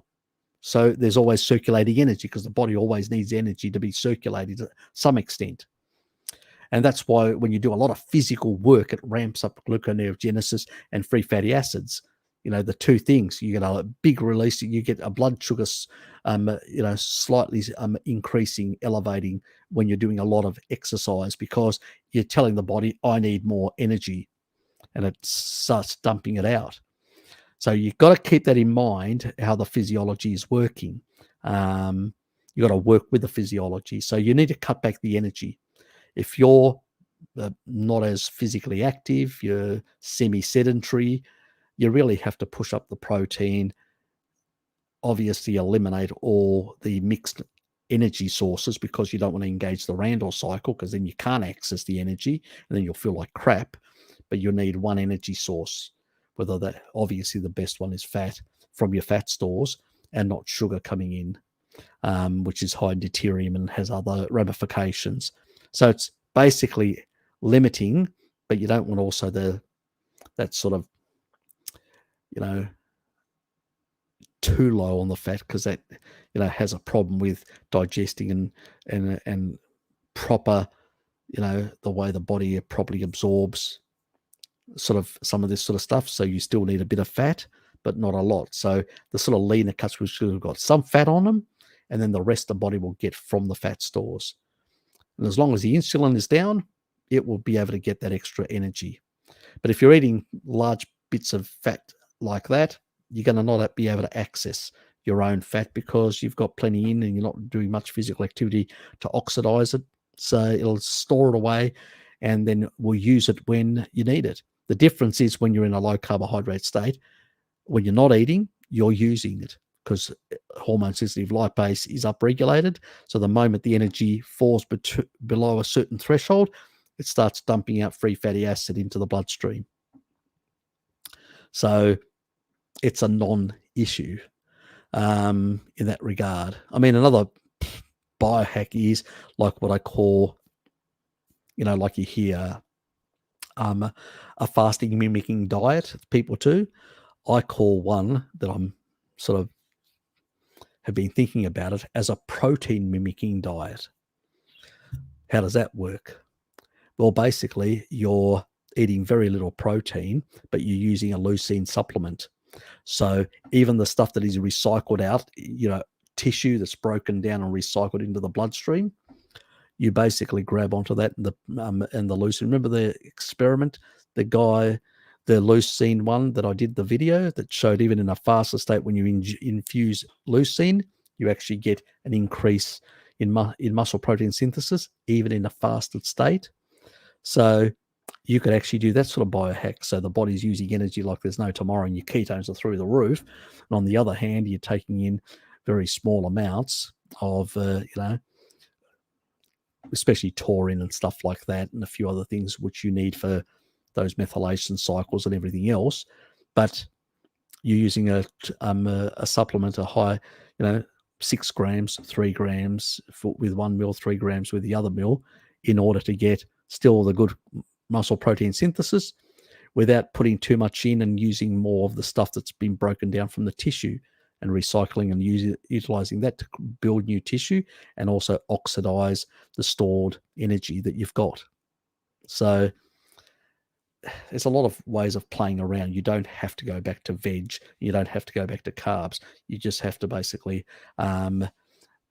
reduce your energy intake in that regard and try and utilize more of your own energy within your body.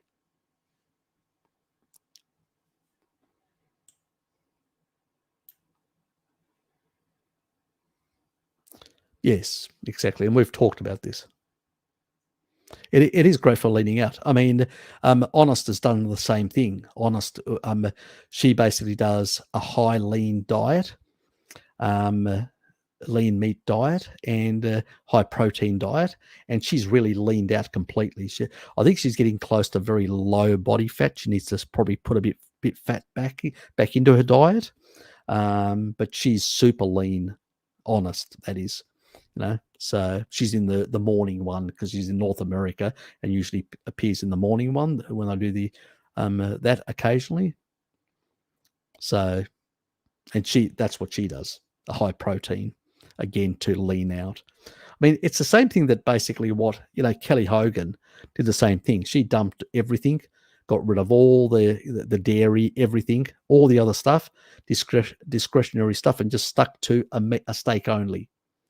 And the steaks that you buy in the supermarket are more leaner, which means that you've got no access. You've got to find energy from somewhere, and it's going to come off your body. And that's how she came down quite rapidly. And she's the way she is. At the end of the day, fat doesn't make you fat, but it does store if you get excess amounts of energy that the body's not going to use at that moment. The only difference is with somebody on a mixed macro diet, you can't access the fat because of the high insulin. But in a low carbohydrate state, when you're not eating, you're always accessing. Question is, if you bring in less, you'll be accessing even more. That's the only difference. And that's what a high protein diet does. It actually says, I'm in a low carbohydrate state. My insulin to glucagon is low, 1.3. I'm not taking any sugar in it as well. No carbohydrates, because even veg can interfere with some of that sort of stuff. And it actually then just goes whack. And you actually get a better result because you don't waste away. You actually become more muscular. And the more muscle you build because of the protein, as Bjorn knows, what happens is your body then requires more energy. So it actually can oxidize more energy. The energy requirements go up, not down. So going the keto way, eventually you'll get to a plateau because you'll actually, because of the lower protein, you'll end up losing muscle mass. It's really not the veg, it's the protein, obviously, to go up. And I've discussed it with Bjorn, and Dom did the same thing and got the same results. He leaned out very fast. But you have to give up all the nice stuff, the ice creams and, even the keto type ice creams, all that sort of stuff. So I'm planning to do that next year. So I can't do it through this period. I'm not doing it. But after Christmas, then I'm going to go back to, leaning out on high protein myself. Yeah, it works for everyone. It's just normal. It works for everyone. The whole purpose of our ancestors was to engage the randle cycle and fatten up. And when there were really fat animals in certain periods, to gorge on that fat, store it. That's why we've got fat stores. And then in the lean periods, slowly utilize that energy.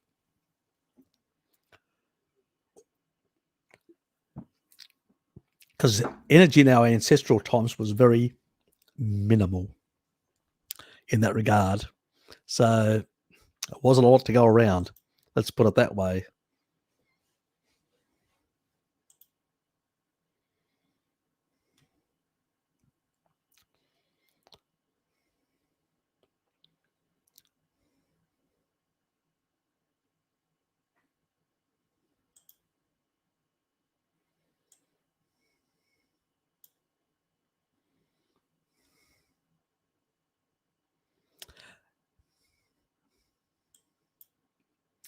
It's unless you measure things, you don't know. How many times I've thought I've done something and then I've measured it and I go, oh shit, did I consume so much fat today? And I was shocked. I had like 2 months ago, I actually looked and I actually realized that I'd actually consumed 50% more energy than I would have required that day when I did all the calculations, a bit over 50%. Yeah, I was quite shocked.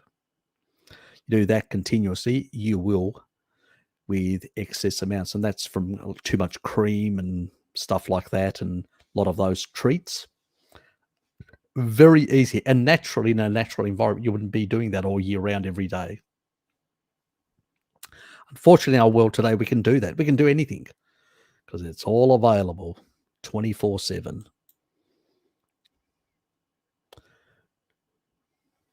Do these orange salt lamps really improve air quality by doing something with ions? How big a lamp, how big a room should be?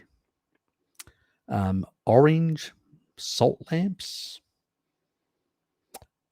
No idea. I mean, they are probably lower in blue light, like these sort of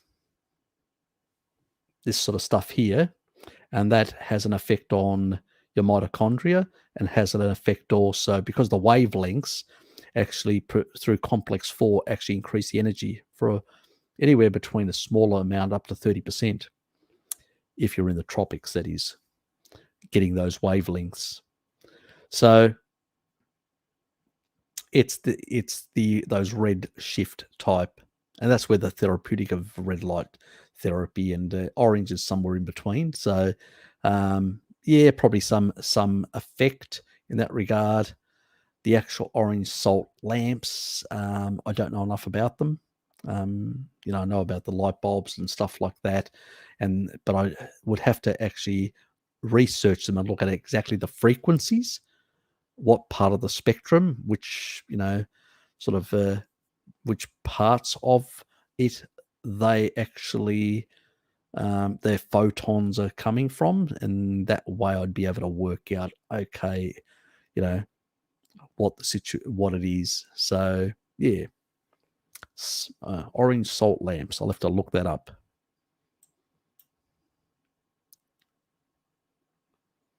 Yep. Well, actually, it's very calming. So taurine also increases GABA, which is calming, the calming effect. So it is actually good to take it at night if people are stressed, anxious, or whatever in their life, especially nowadays. It's a good thing to take some at night. So have some in the daytime and some in the evening, because it will improve your sleep as well in that regard, and it will calm you down. So it'll actually be, yes, much better in that regard. Yeah, alpha lipoic acid. Yeah, usually at 11 o'clock. That's, you know, with the vitamin D and the other fat soluble stuff. Same. I sort of lump them all together. They're all I consider them all fat soluble type. You know, even when I was cheating, well, I was on holidaying, and I was taking astaxanthin. It was also at the same time fat soluble. You know, same time I was taking all this stuff at the same time. Yep. Not that I should recommend that sort of stuff, that sort of behavior.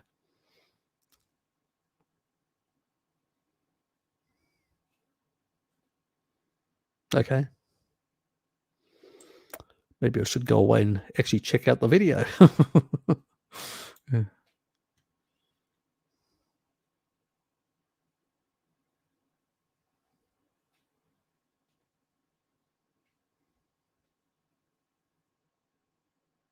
Yeah, you do quite a bit of training as well. So there's a lot of factors at play, but slightly upping your protein and, you know, and also adding a bit of leucine to sort of force some muscle protein synthesis into the game with only small, you can only, you know, you can actually do things like a bit of high intensity on the ground, just a bit there. You can basically do some, you know, jumping jacks and some stuff, which isn't like, it pushes the intensity, and then you throw in some leucine with that meal, and you're actually going to push more of that into that tissue.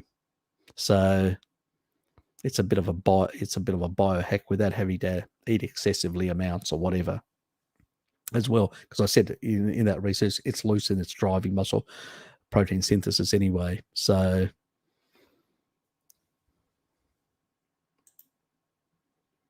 yeah, it is. That's why it's for. I recommend it for specific ailments, in terms of electron doning. So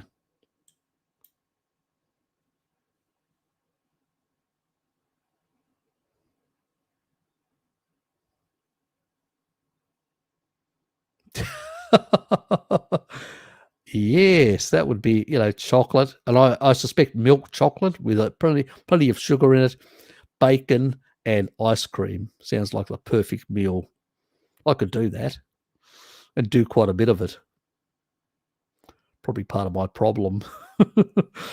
They should have called me Mr. Randall Cycle. Sometimes I do have my bad indiscretions. To lose fat, I have to basically go low cal, fast, do moderate, and no dairy, no coffee, no eggs. Well, it's just fibrous stuff. You don't need it. It's a waste of stuff, and you don't want the stuff, the oxalates or the other associated issues with the gut. So, just do all the other stuff minus the salad. Not required. It's just mentally you associate it. That's the only thing. But it wasn't really doing it much because it wasn't adding. It's got, in terms of energy, it's got bugger all. So it has no. It's like a blip, but it can be problematic to the gut.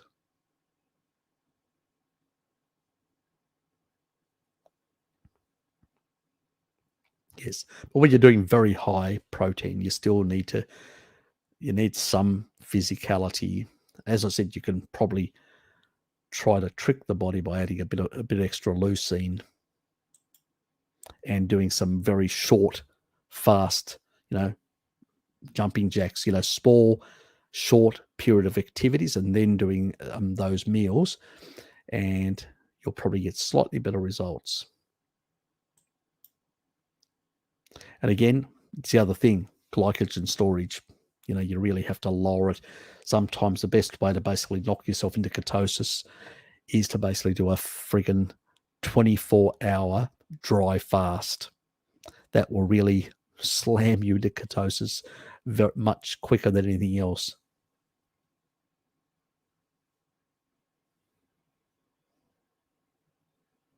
Yeah, exactly. That's exactly right. That's the other issue. Thanks for reminding me. I think we discussed this.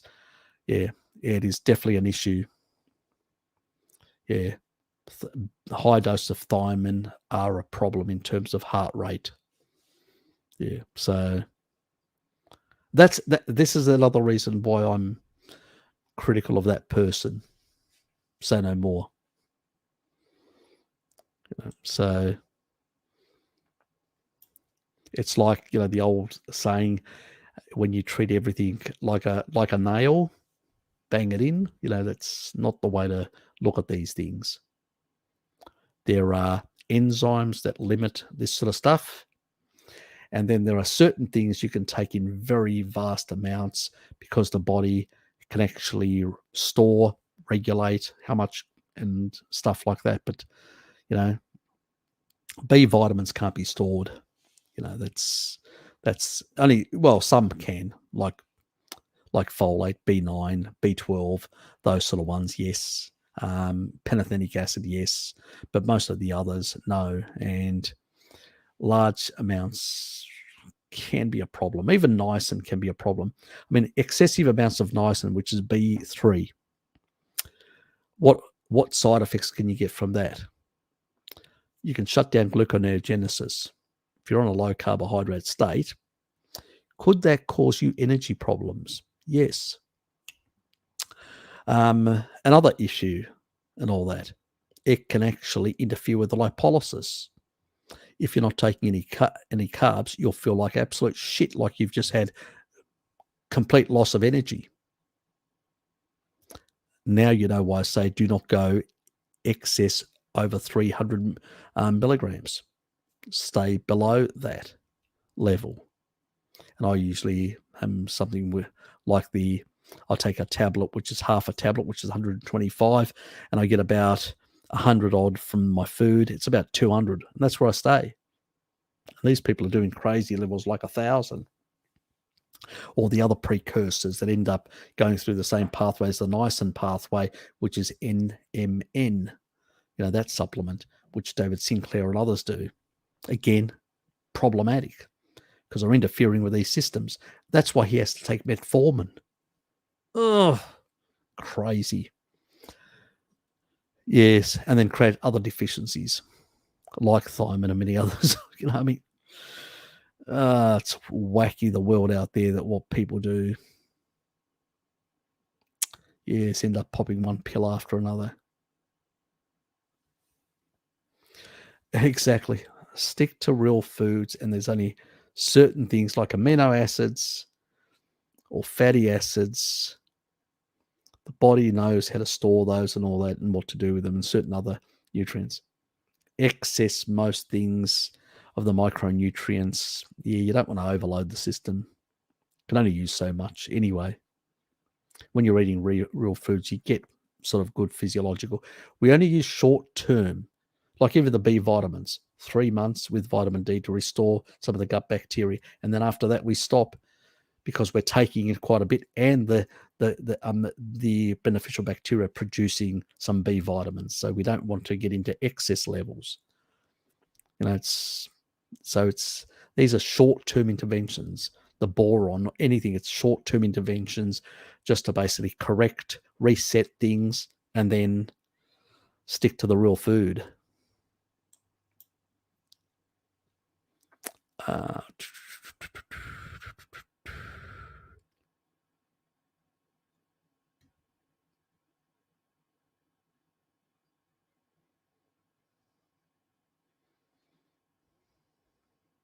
We'll have a chat.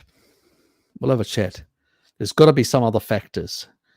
There sometimes I had one person who was really struggling, and they were exposed to mold, and the mold was actually raising their insulin levels and their glucose levels.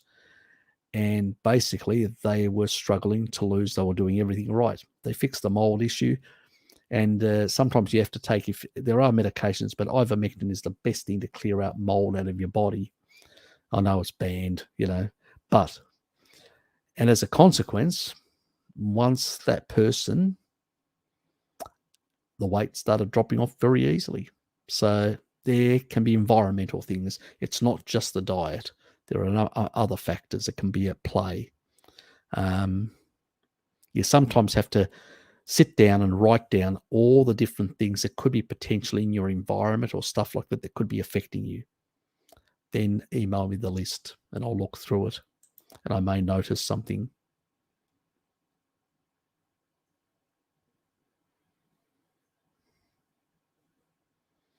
I've heard about that, but I'm not really convinced so much, DC.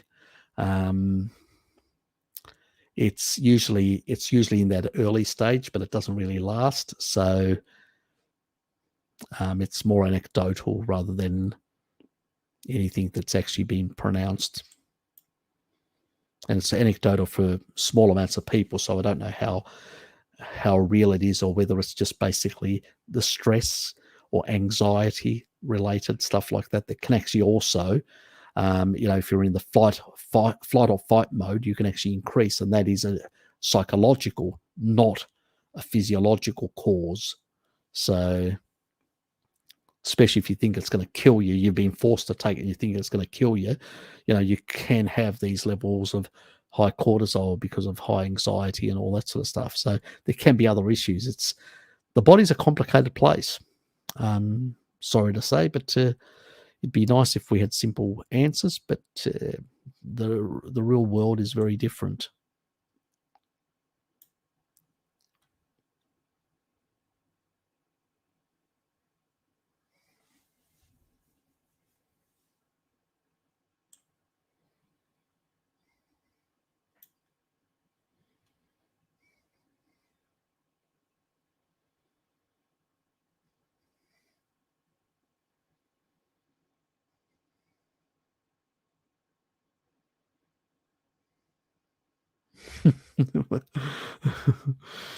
Yes. What we want to be is more muscular and leaner and more muscular.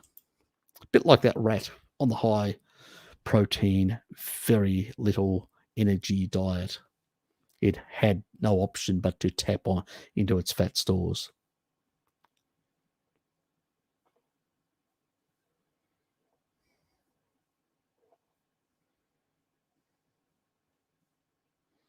You mean disengaging the Randall cycle?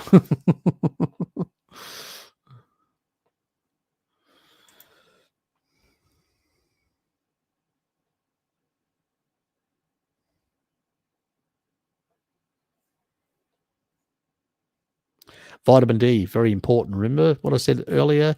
The cells that regulate the cell proliferation are primarily vitamin D dependent, those enzymes. So, yes, you got to get the vitamin D. You got to be up to the levels of 80 nanograms or nearly 200 nanomoles. So keep that in mind. Very important to be at those levels. And if you can get low deuterium water to change the over time, with the foods, that should alter the state of your deuterium state within your body, and that will also play a big role.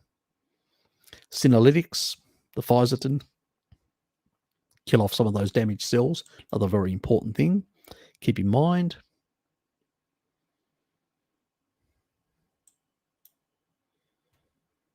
Yep.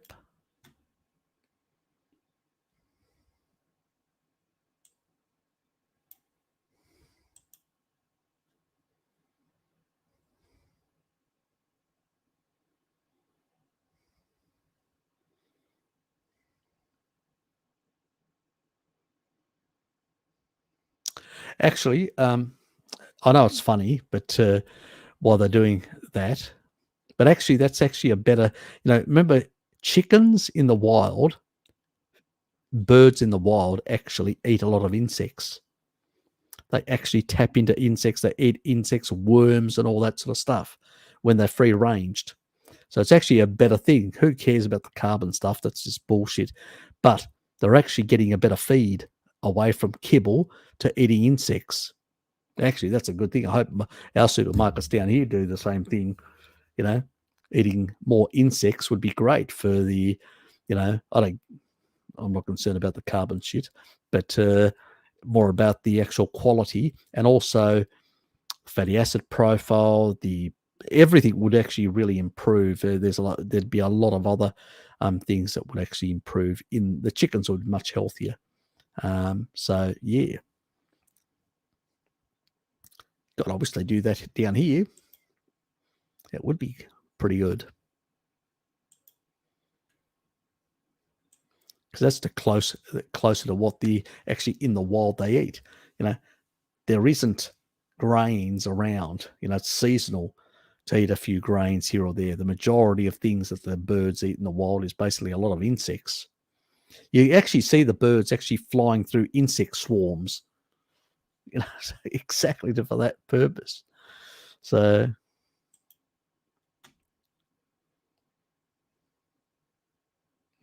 yes, that was a statistics. How far the fuck behind am I?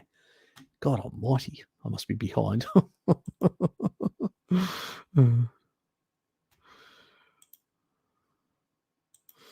I'm just going to cycle through some of these things a bit faster. And guys, it's about 3.5 hours we're going. I didn't realize that. So I'm going to push it out to 4, and then we'll call it quits at that point. So you guys are talking more about yourselves and stuff like that. So that gives me an opportunity to cycle through these things a bit faster until I get a question that basically I have to spend 30 hours on explaining.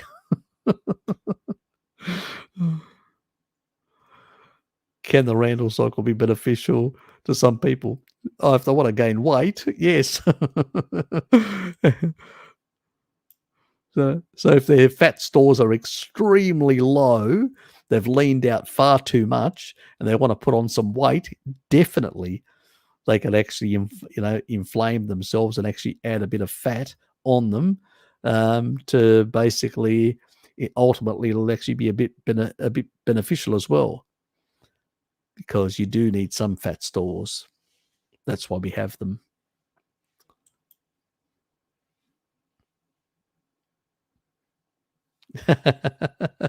Yep, that and honey. No, probably not honey. Go for a low deuterium, like a low deuterium sugar. There are others, so like a tuber, like pumpkin or something like that.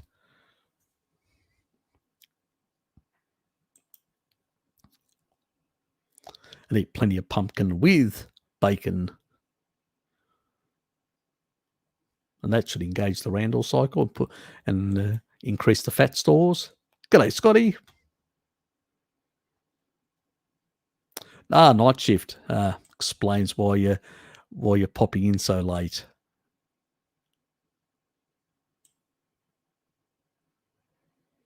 Yeah, it does. It does. If you consume a lot with meat, see the Maasai consume it in the non-meat days, and they're also moving around depleting the glycogen, so it doesn't have much of an effect on them in that regard.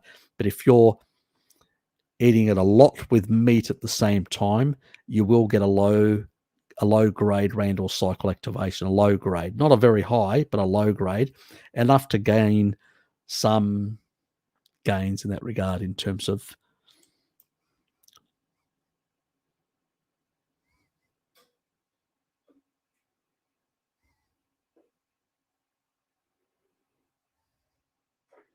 Yeah, that as well. It can take. There's a fat adaptation period as well. There's a lot of factors at play. It's not a. There's a lot of environmental. It's just many different things.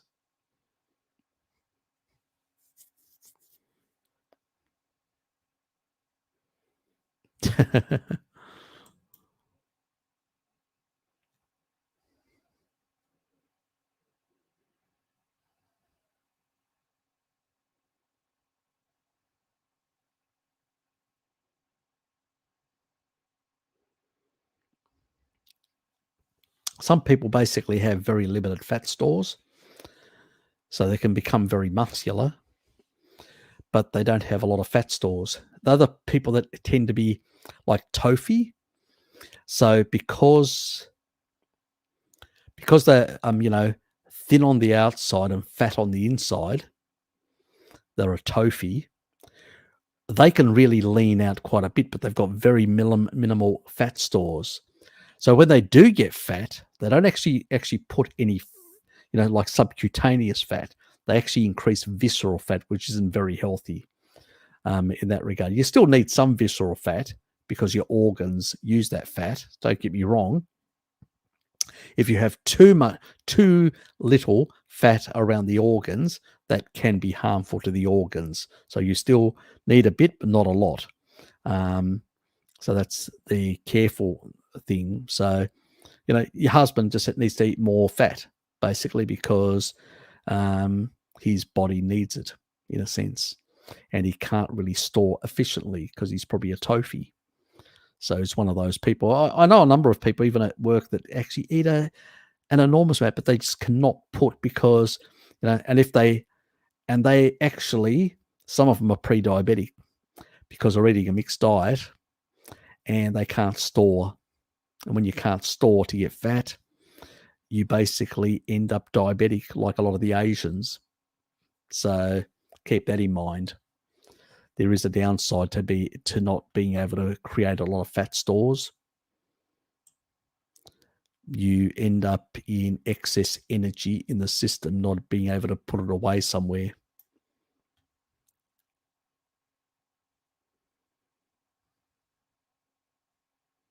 Yeah, that would help. That would definitely help. That would definitely help.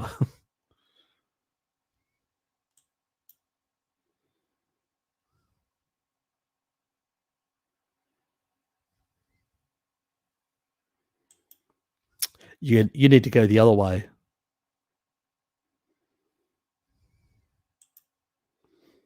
Yeah. Look, some people, as I said, it's the level of fat stores they can generate. And some people can actually produce more fat cells. It's just genetics over time. So if you're coming from very cold climates, you need to have that capacity to be able to store more energy for a rainy day, because you never know when the next meal is going to come from. And you may be living on subsistence for a large period of time until you have another big intake of food, especially in very cold climates. So, yes, so it's that reality.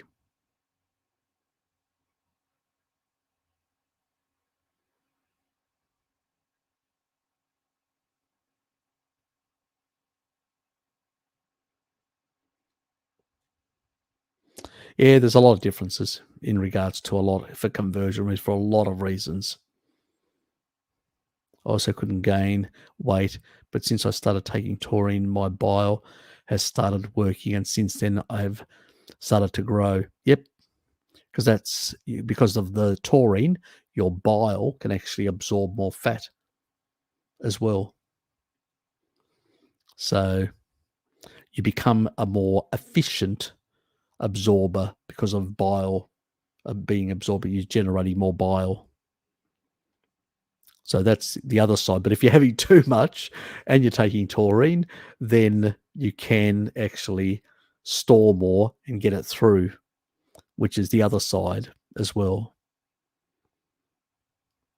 But that's not the fault of the bile. It's more efficient in the way it's working actually to take it, so it doesn't end up in the stool. So if you cut back on the bile, like some of the vegetarians and vegans and all that their gallbladder is not functioning, they can't absorb, they have really difficulty in gaining any weight. So, as I said, it's a complicated tapestry, and that's why when you give somebody an answer, that you need to know some of the background. I mean, we've discussed a lot of these things, and I've discussed a lot of ththese things with you guys on a personal base, because your circumstances are all different. And so what one person is trying to achieve, Alex was trying to achieve other things, and I had a long conversation with Alex about a couple of things, and he found a way of customizing things that he did for himself, others for other things. Yeah, but there's always other factors sometimes. Yeah, yeah, and for me as well. That's why I have to be careful not to consume too much. In my case,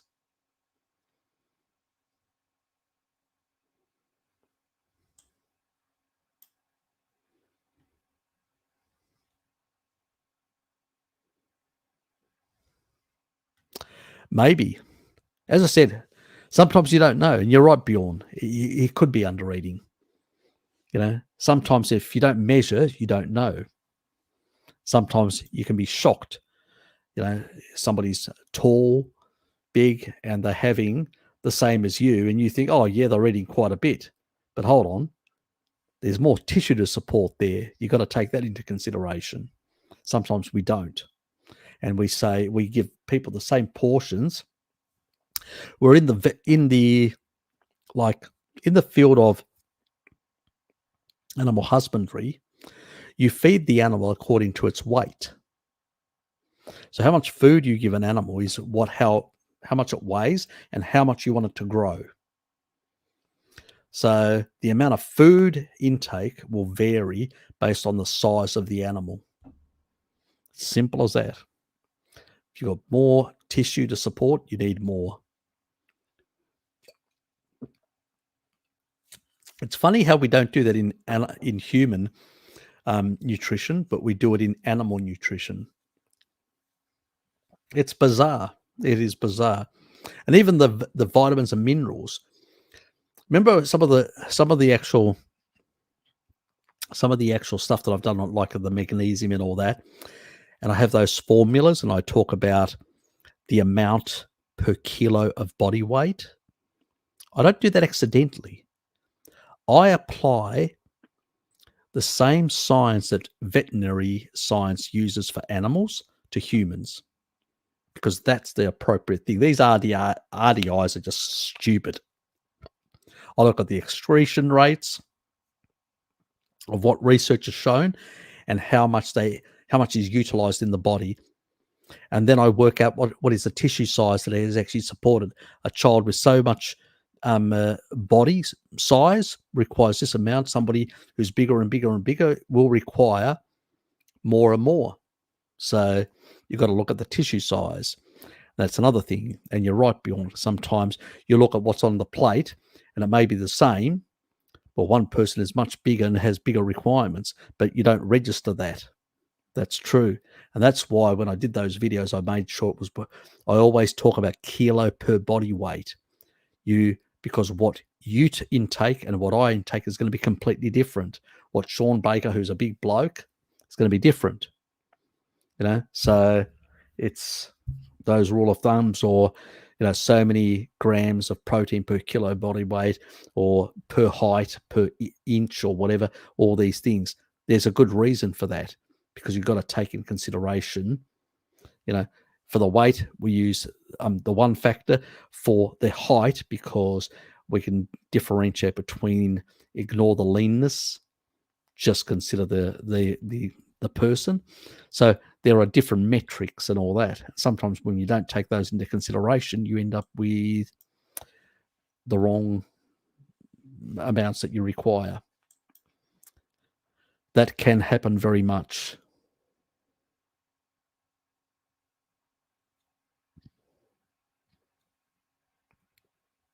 Yeah, because remember, taurine is an amino transporter. It will bring in more aminos in, and it will actually encourage the utilization of that into more building blocks and building tissue. So it is an amino transporter. Sometimes I forget to mention that, but it is. So one of its other great things. So you can actually throw leucine in. If you don't throw taurine in, you're not going to transport enough stuff in, substrate. And it's the other thing that I said about people living in nursing homes. Remember I said, yes, you may have to adjust for the elderly based on high blood pressure and stuff like that, tablets. But at the same time, those two work really well synergistically, giving them a leucine supplement and giving them a taurine supplement to try and get more protein in, even from those non-animal sources, more protein in, transported in, plus then drive it in to muscle protein synthesis with leucine. So to build tissue. So it's all that sort of stuff to take into consideration. It's good that you guys are picking up on all this and reminding me.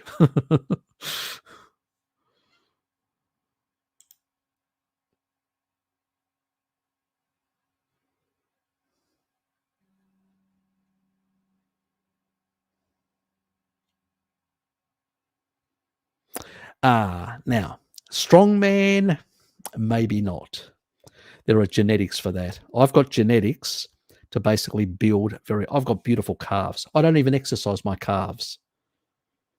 I know people that bodybuild in Hobart that basically look at my calves and are jealous because I do no special exercises to increase my calf size. And I've got big calves. My father has big calves.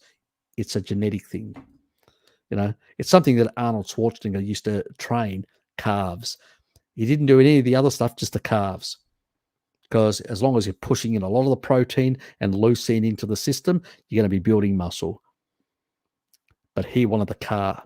Now, he had the genetics to basically be, a sprinter. They call them a sprinter or a marathon runner. I've got the sprinter genes. And they are specific genes. And also there's myostatin. There are different expressions of myostatin between me and many other people, which means I can build more muscle where others can't.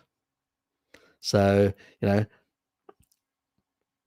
are some people that have got a genetic thing where myostatin is, like suppressed quite a bit. And what happens is they just become muscular, like little children, like bodybuilders without even trying. Now, there are inhibitors of this sort of thing, but it's fraught with a few risks because remember the heart is a muscle, and myostatin inhibitors could potentially cause hypertrophy in the brain, in basically that muscle, the heart, and it could cause rearrangements. Now, I'm actually have looked at research, but I'm not satisfied with the research about dosing with myostatin inhibitors plus taurine at certain levels to modulate and protect the heart from hypertrophy while I'm actually pushing peripheral hypertrophy. So it's still some research, and I'm trying to look at some other compounds as well that can prevent myostatin inhibitors from basically, having these expressions happen in all muscle tissues. So I'm trying to localize in peripheral tissue. So it's something that I looked into, and I banged my head along against a lot of walls, and I sort of pulled back from it, and I haven't gone back to it. I haven't visited it, but it's something that I will eventually look into. And so your hubby may have a safe option in the future that I may come up with.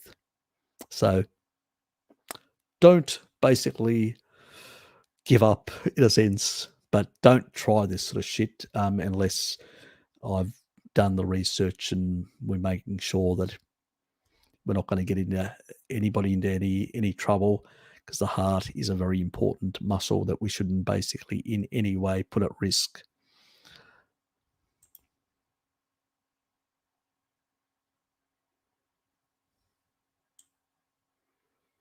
Yes, you were.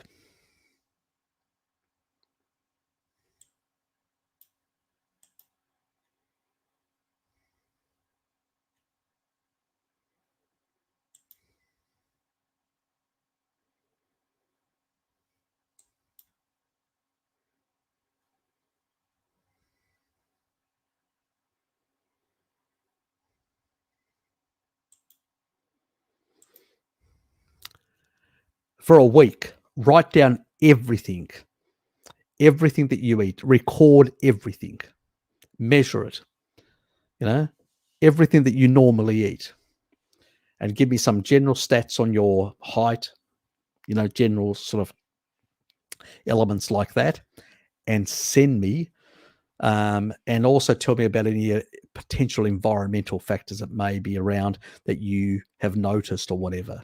Take a bit of a look around. Send me the information. I may see the obvious thing that is causing some of these issues for you.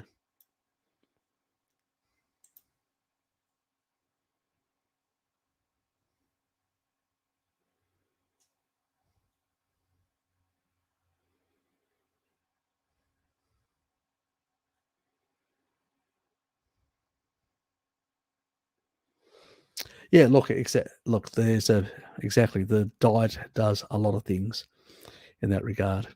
Very important. And the low deuterium value of the diet is the other poor part. You're using fat, which is low deuterium, and as your energy, which is the main thing, and that's the protective element. It's keeping. Now all you want to do is try to get rid of some of those old cells, and try to use a senolytic formula, that Physotin one. Use that approach to try and minimize and remove some of these cells that need to go, pretty much need to go, because they're also creating a lot of cytokine additional damage and aging you faster, so they need to be cleared out. So keep that in mind.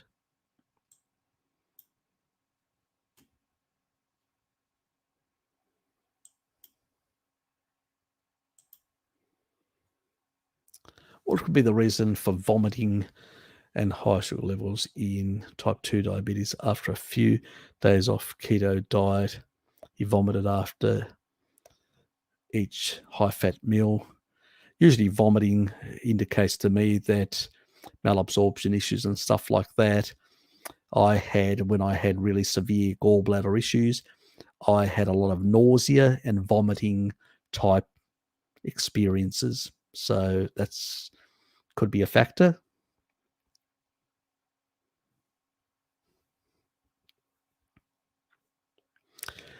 And most people that are actually still in have come out of a high sugar diet into a keto diet sometimes still have elevated insulin levels. So there are still some derangements there in the way they actually operate. So they need to persevere basically with it until their levels come down. There can be also lack of energy because people, by the time you get to a state of diabetic, you've done a lot of mitochondrial damage, like people with cancer, a lot of mitochondrial damage. You're less efficient with the energy production. So that's another factor. So, yeah, so it's not an easy thing. And using low deuterium foods, which is fat, over time will change that situation. You can accelerate it with low deuterium water. You can find that information on that cancer video that I did. And yeah, so those are the sort of things. But, when I see nausea, vomiting, that, I'm always thinking gallbladder. You got problems absorbing properly. Probably go a bit lighter on the fat until your body can sort of adjust. I would definitely do that. And don't forget the taurine stuff will help with the emulsification and to improve the bile and fat absorption.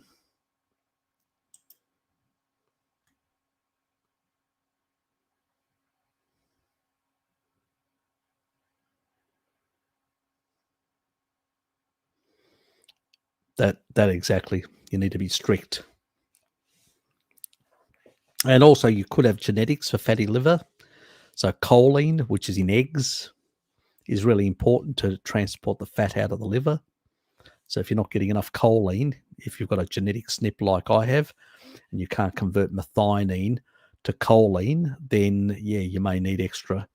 Or if you have other methylation issues, you're suboptimal to some extent, you may need a bit more choline as the secondary pathway. So you're not putting too much strain on the primary one. So there's a lot of reasons.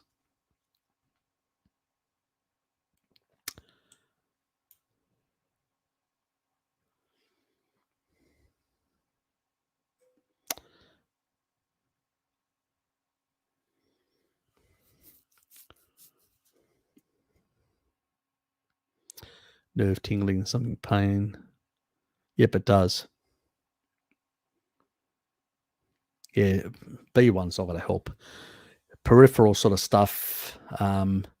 See, taurine actually regulates fluids in that regard. Now, the other thing that you could also use is L-citrulline, which is a vasodilator.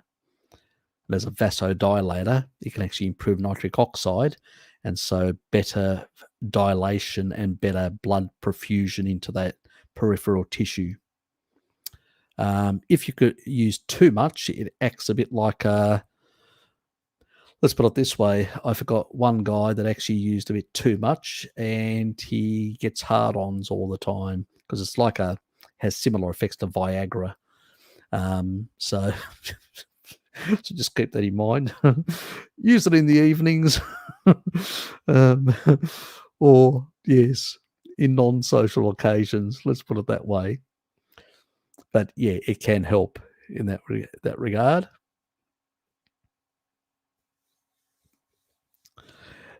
Being on a carnivore diet, on a species appropriate diet, will improve a lot of this sort of stuff.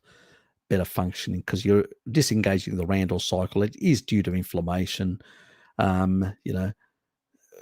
Primary energy coming from fat, getting in good levels of protein and all that, getting some of this sort of stuff that increases nitric oxide synthesis, because basically it's arginine, which is in meat. But when you're actually still inflamed and the body's using, what happens is that when you bring in arginine, the liver can take a lot of it for other purposes. So usually at those stages, I usually say to people, as you're fixing, like cardiovascular disease or whatever, transitioning, and you need better circulation, I usually say, well, something that goes directly into the bloodstream gets converted into arginine and then used to create nitric oxide is L-citrulline, which is, it can bypass the liver in that regard. So that's the reason I do recommend that as a vasodilator for peripheral tissue. And then basically taurine does help with because a lot of these things, issues are related to fibrotic, and also it has an antioxidant on the nerve when it comes to the nerve cells themselves in that regard. So can be useful. How far behind am I?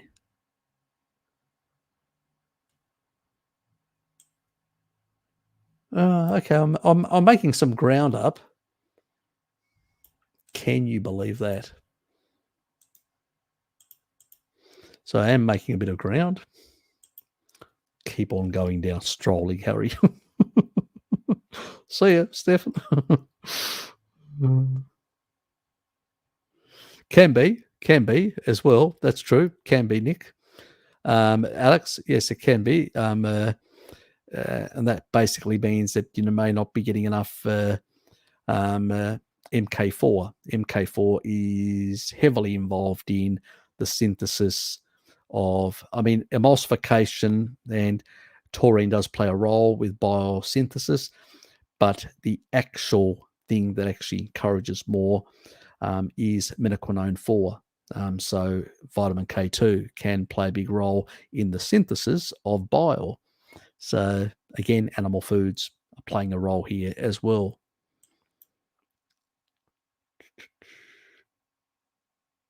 And that's where, sometimes you hear people talk about, that some greens improve a bit and all that. Guess how it's happening? You're going down into the actual, and some of the bacteria is converting some of that K1 into K2. And the K2 is the thing, not the fiber, not the greens and all that Berg's talks about and all. It's the K2, the extra K2 that's coming through and helping with the biosynthesis. Fiber has no effect directly on the actual. Thanks for reminding me that. Brought it to my attention. That's another thing, another Vagunarized and Berg and Eric Berg myth that basically, these bitter vegetables are no. It's the bacteria that convert the K1 to K2, and that's what's doing the magic. There's good research, mechanistic research in the literature talking about vitamin K2 and biosynthesis. It's not the fiber. So yes, good to remember. Good thing that you actually brought that up, because it reminded me of that, Alex. It's exactly what happens with those, and it depends on the bacteria whether you get that effect and how much you get that effect and all that.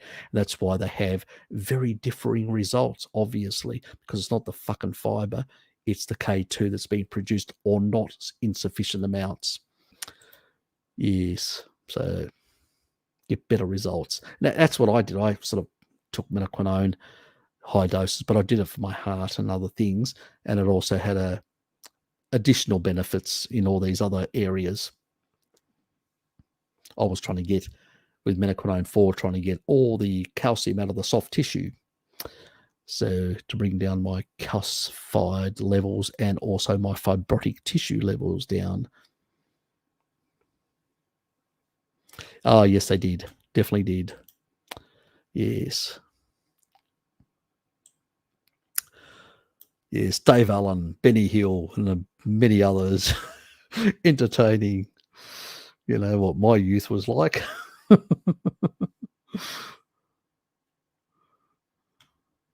Yep.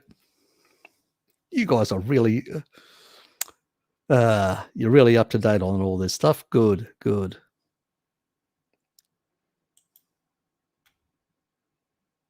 Mary had an interview with Brian and Bill. Yep, I did actually leave a mark on her this past week. Talked about Indigenous tribes, their manners and behaviours. Good stuff. Yep. definitely was, David. But at the same time, you have to remember that modern tribal societies do consume some carbohydrates. They're not like our ancestors because we're in an interglacial period. So there is more of that available around, and the animals are leaner. So they're not as fat as they were in the colder periods when the majority of our planet was for the majority of time. So there are some differences between modern tribal groups, but when you actually look at the Maasai and all the other tribal groups around them, they are the dominant ones that are pure carnivorous. So does make a difference. Good morning, Lukey. Did you just pop out of bed, mate?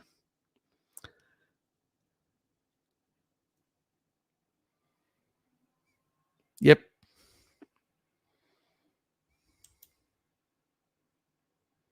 Yeah, that's how I got my blood pressure down with taurine.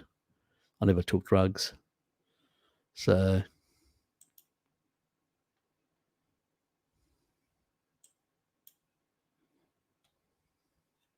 yes, Minister as well.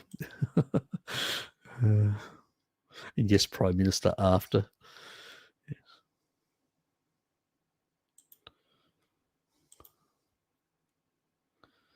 Much better comedy than the idiocies of today. That's true.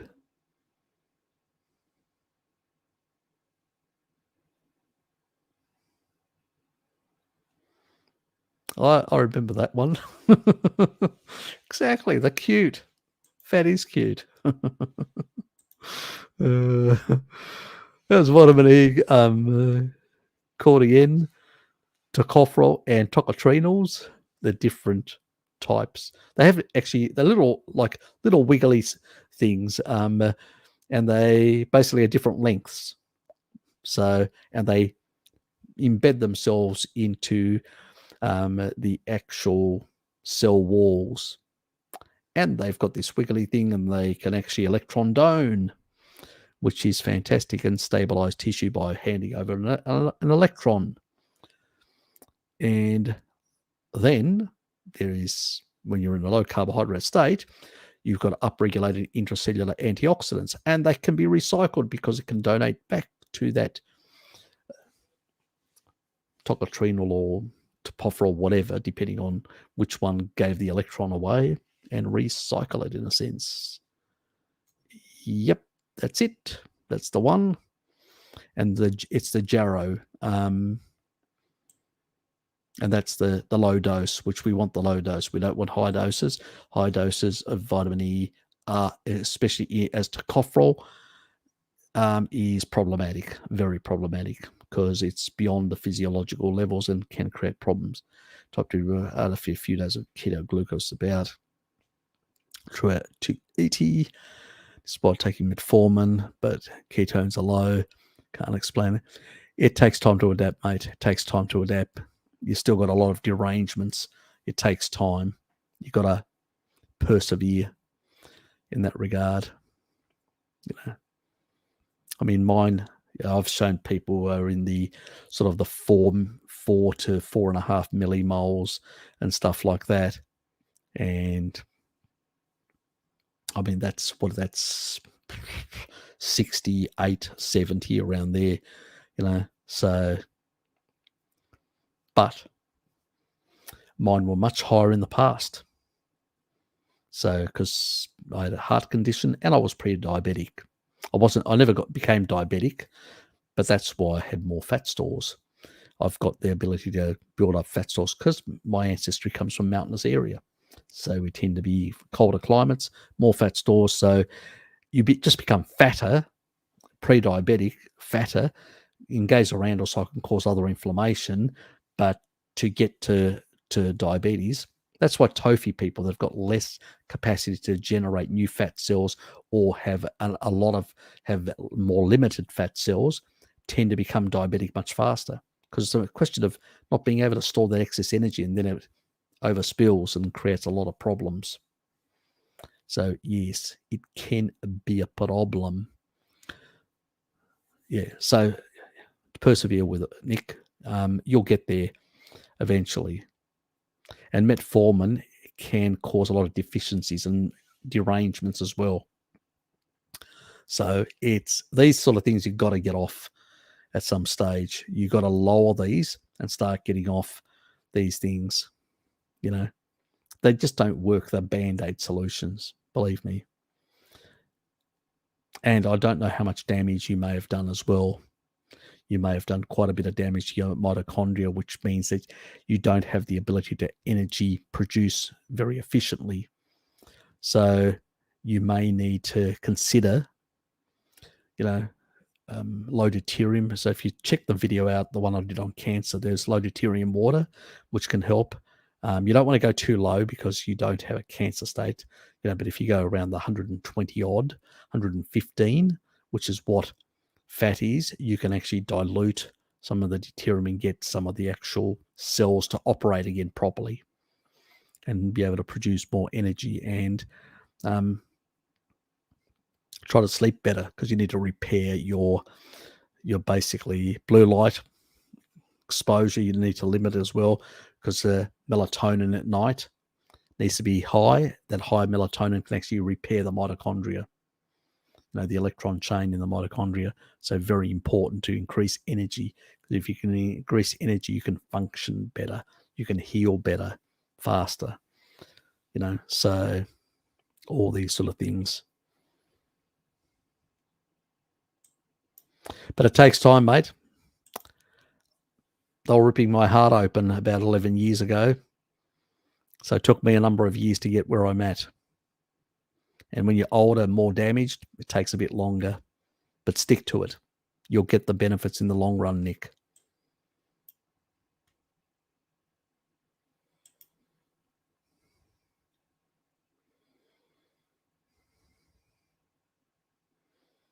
Yeah, brie and the Gouda are very good source of MK4. So is eggs. So is liver, and some of the seafood as well. I'm trying to remember now. I did the mercury one, the selenium one on that. Probably do. I've been meaning to talk about it. Keep on talking, but I need to do an MK4 video as well. I gotta do it at some stage.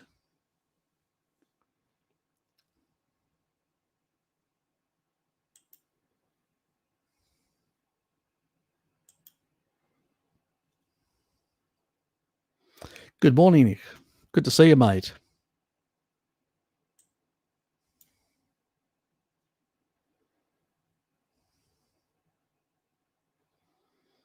Salt lamps are awesome at destroying your furniture. Okay. I do not know a lot about them, so, I'm interested now. I have to look into them. I'm curious.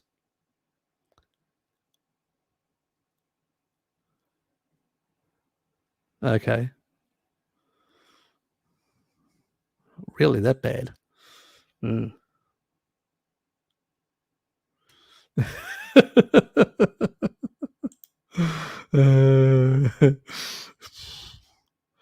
I think I agree with Zombie on this one.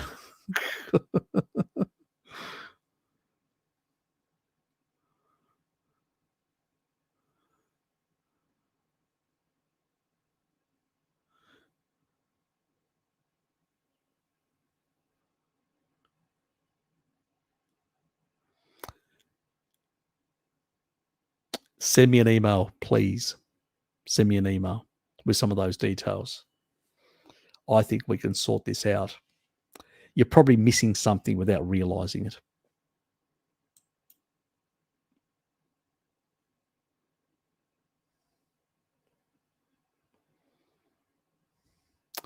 So you're quite muscular in your hands and your legs and all that. You're not holding fat there, but you're in that midsection. That could be an estrogen issue, estrogen imbalance and stuff like that. Xenoestrogens could be culprits. Could be environmental, my dear. Could be environmental, either at work or at home. Some sort of exposure. I need details about where you work, what you do, stuff like that. Without telling me exactly the place of work, I don't need to know that, but what type of work and what are you coming into contact with? Because it could be something that you're not even realizing. And wearing a mask may fix it. And I'm not talking about the nappy ones for the the modern day V cases. No, we're talking about like the respiration type, because there may be fumes or other things in your environment. I don't know, so you may need to deal with that. Kamal, good to see you, mate.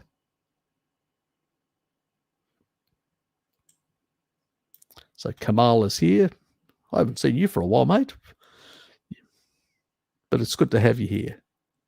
Lukey.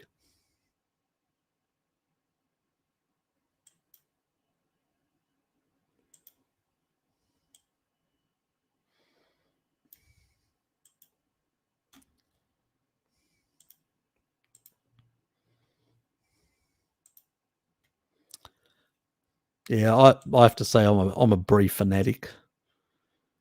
God, I can live off brie itself. So I'm at the bottom. Anyway, I am going to pull the pin. It's past 10 o'clock in the evening. We've done 4 hours, and I am out of here, guys. Thanks for being here. Appreciate it. Hope we covered most things.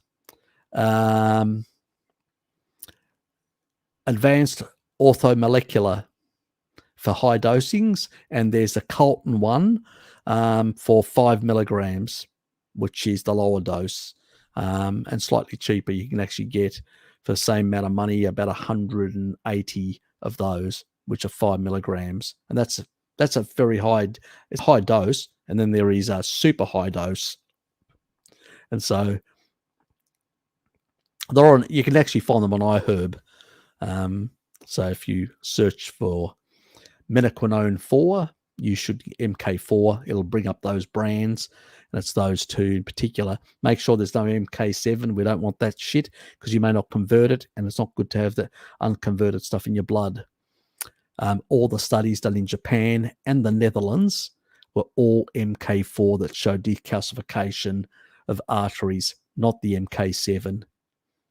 So, yes, in that regard.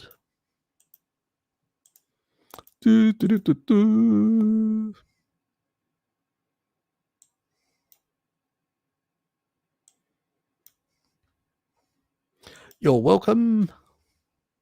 And on your way out, please hit the like button. It would be really appreciated. And if you're a Vagoon, please hit the dislike, because the AI will love you as well. So I'm equal opportunity for both Carnies and Vagoons on this channel. Thanks. Appreciate it, everyone. Thanks for being here. And I will see you lovely people next week. And when I have my break, I'll be generating quite a few new videos. And I have to get back to that bloody series with the myths and falsehoods of veganism, because there's a number of things that I haven't entirely covered yet, and we need to get them. There's another thing on the ruminant animals that some of the Vagoons. I need to find the video where Mick the Vegan talks about the ruminant animals and the fat levels and stuff like that, because he's completely wrong on that as well. He's completely an imbecile. But anyway, that's for another day, and I think people will enjoy that one. I'm going to make it like, the Gregor one that I did. I really made it. You're welcome, mate. The one that I did, which was a funny one on the homocysteine, and how very high it is, and in Vagoons, and so I'm gonna try and make it a similar style to that. So I'm gonna actually have information with a comical or humorous spin to it in that regard. And I think you guys will like it. So in that regard, yes. Anyway, and Mick, Mike, asking questions this late.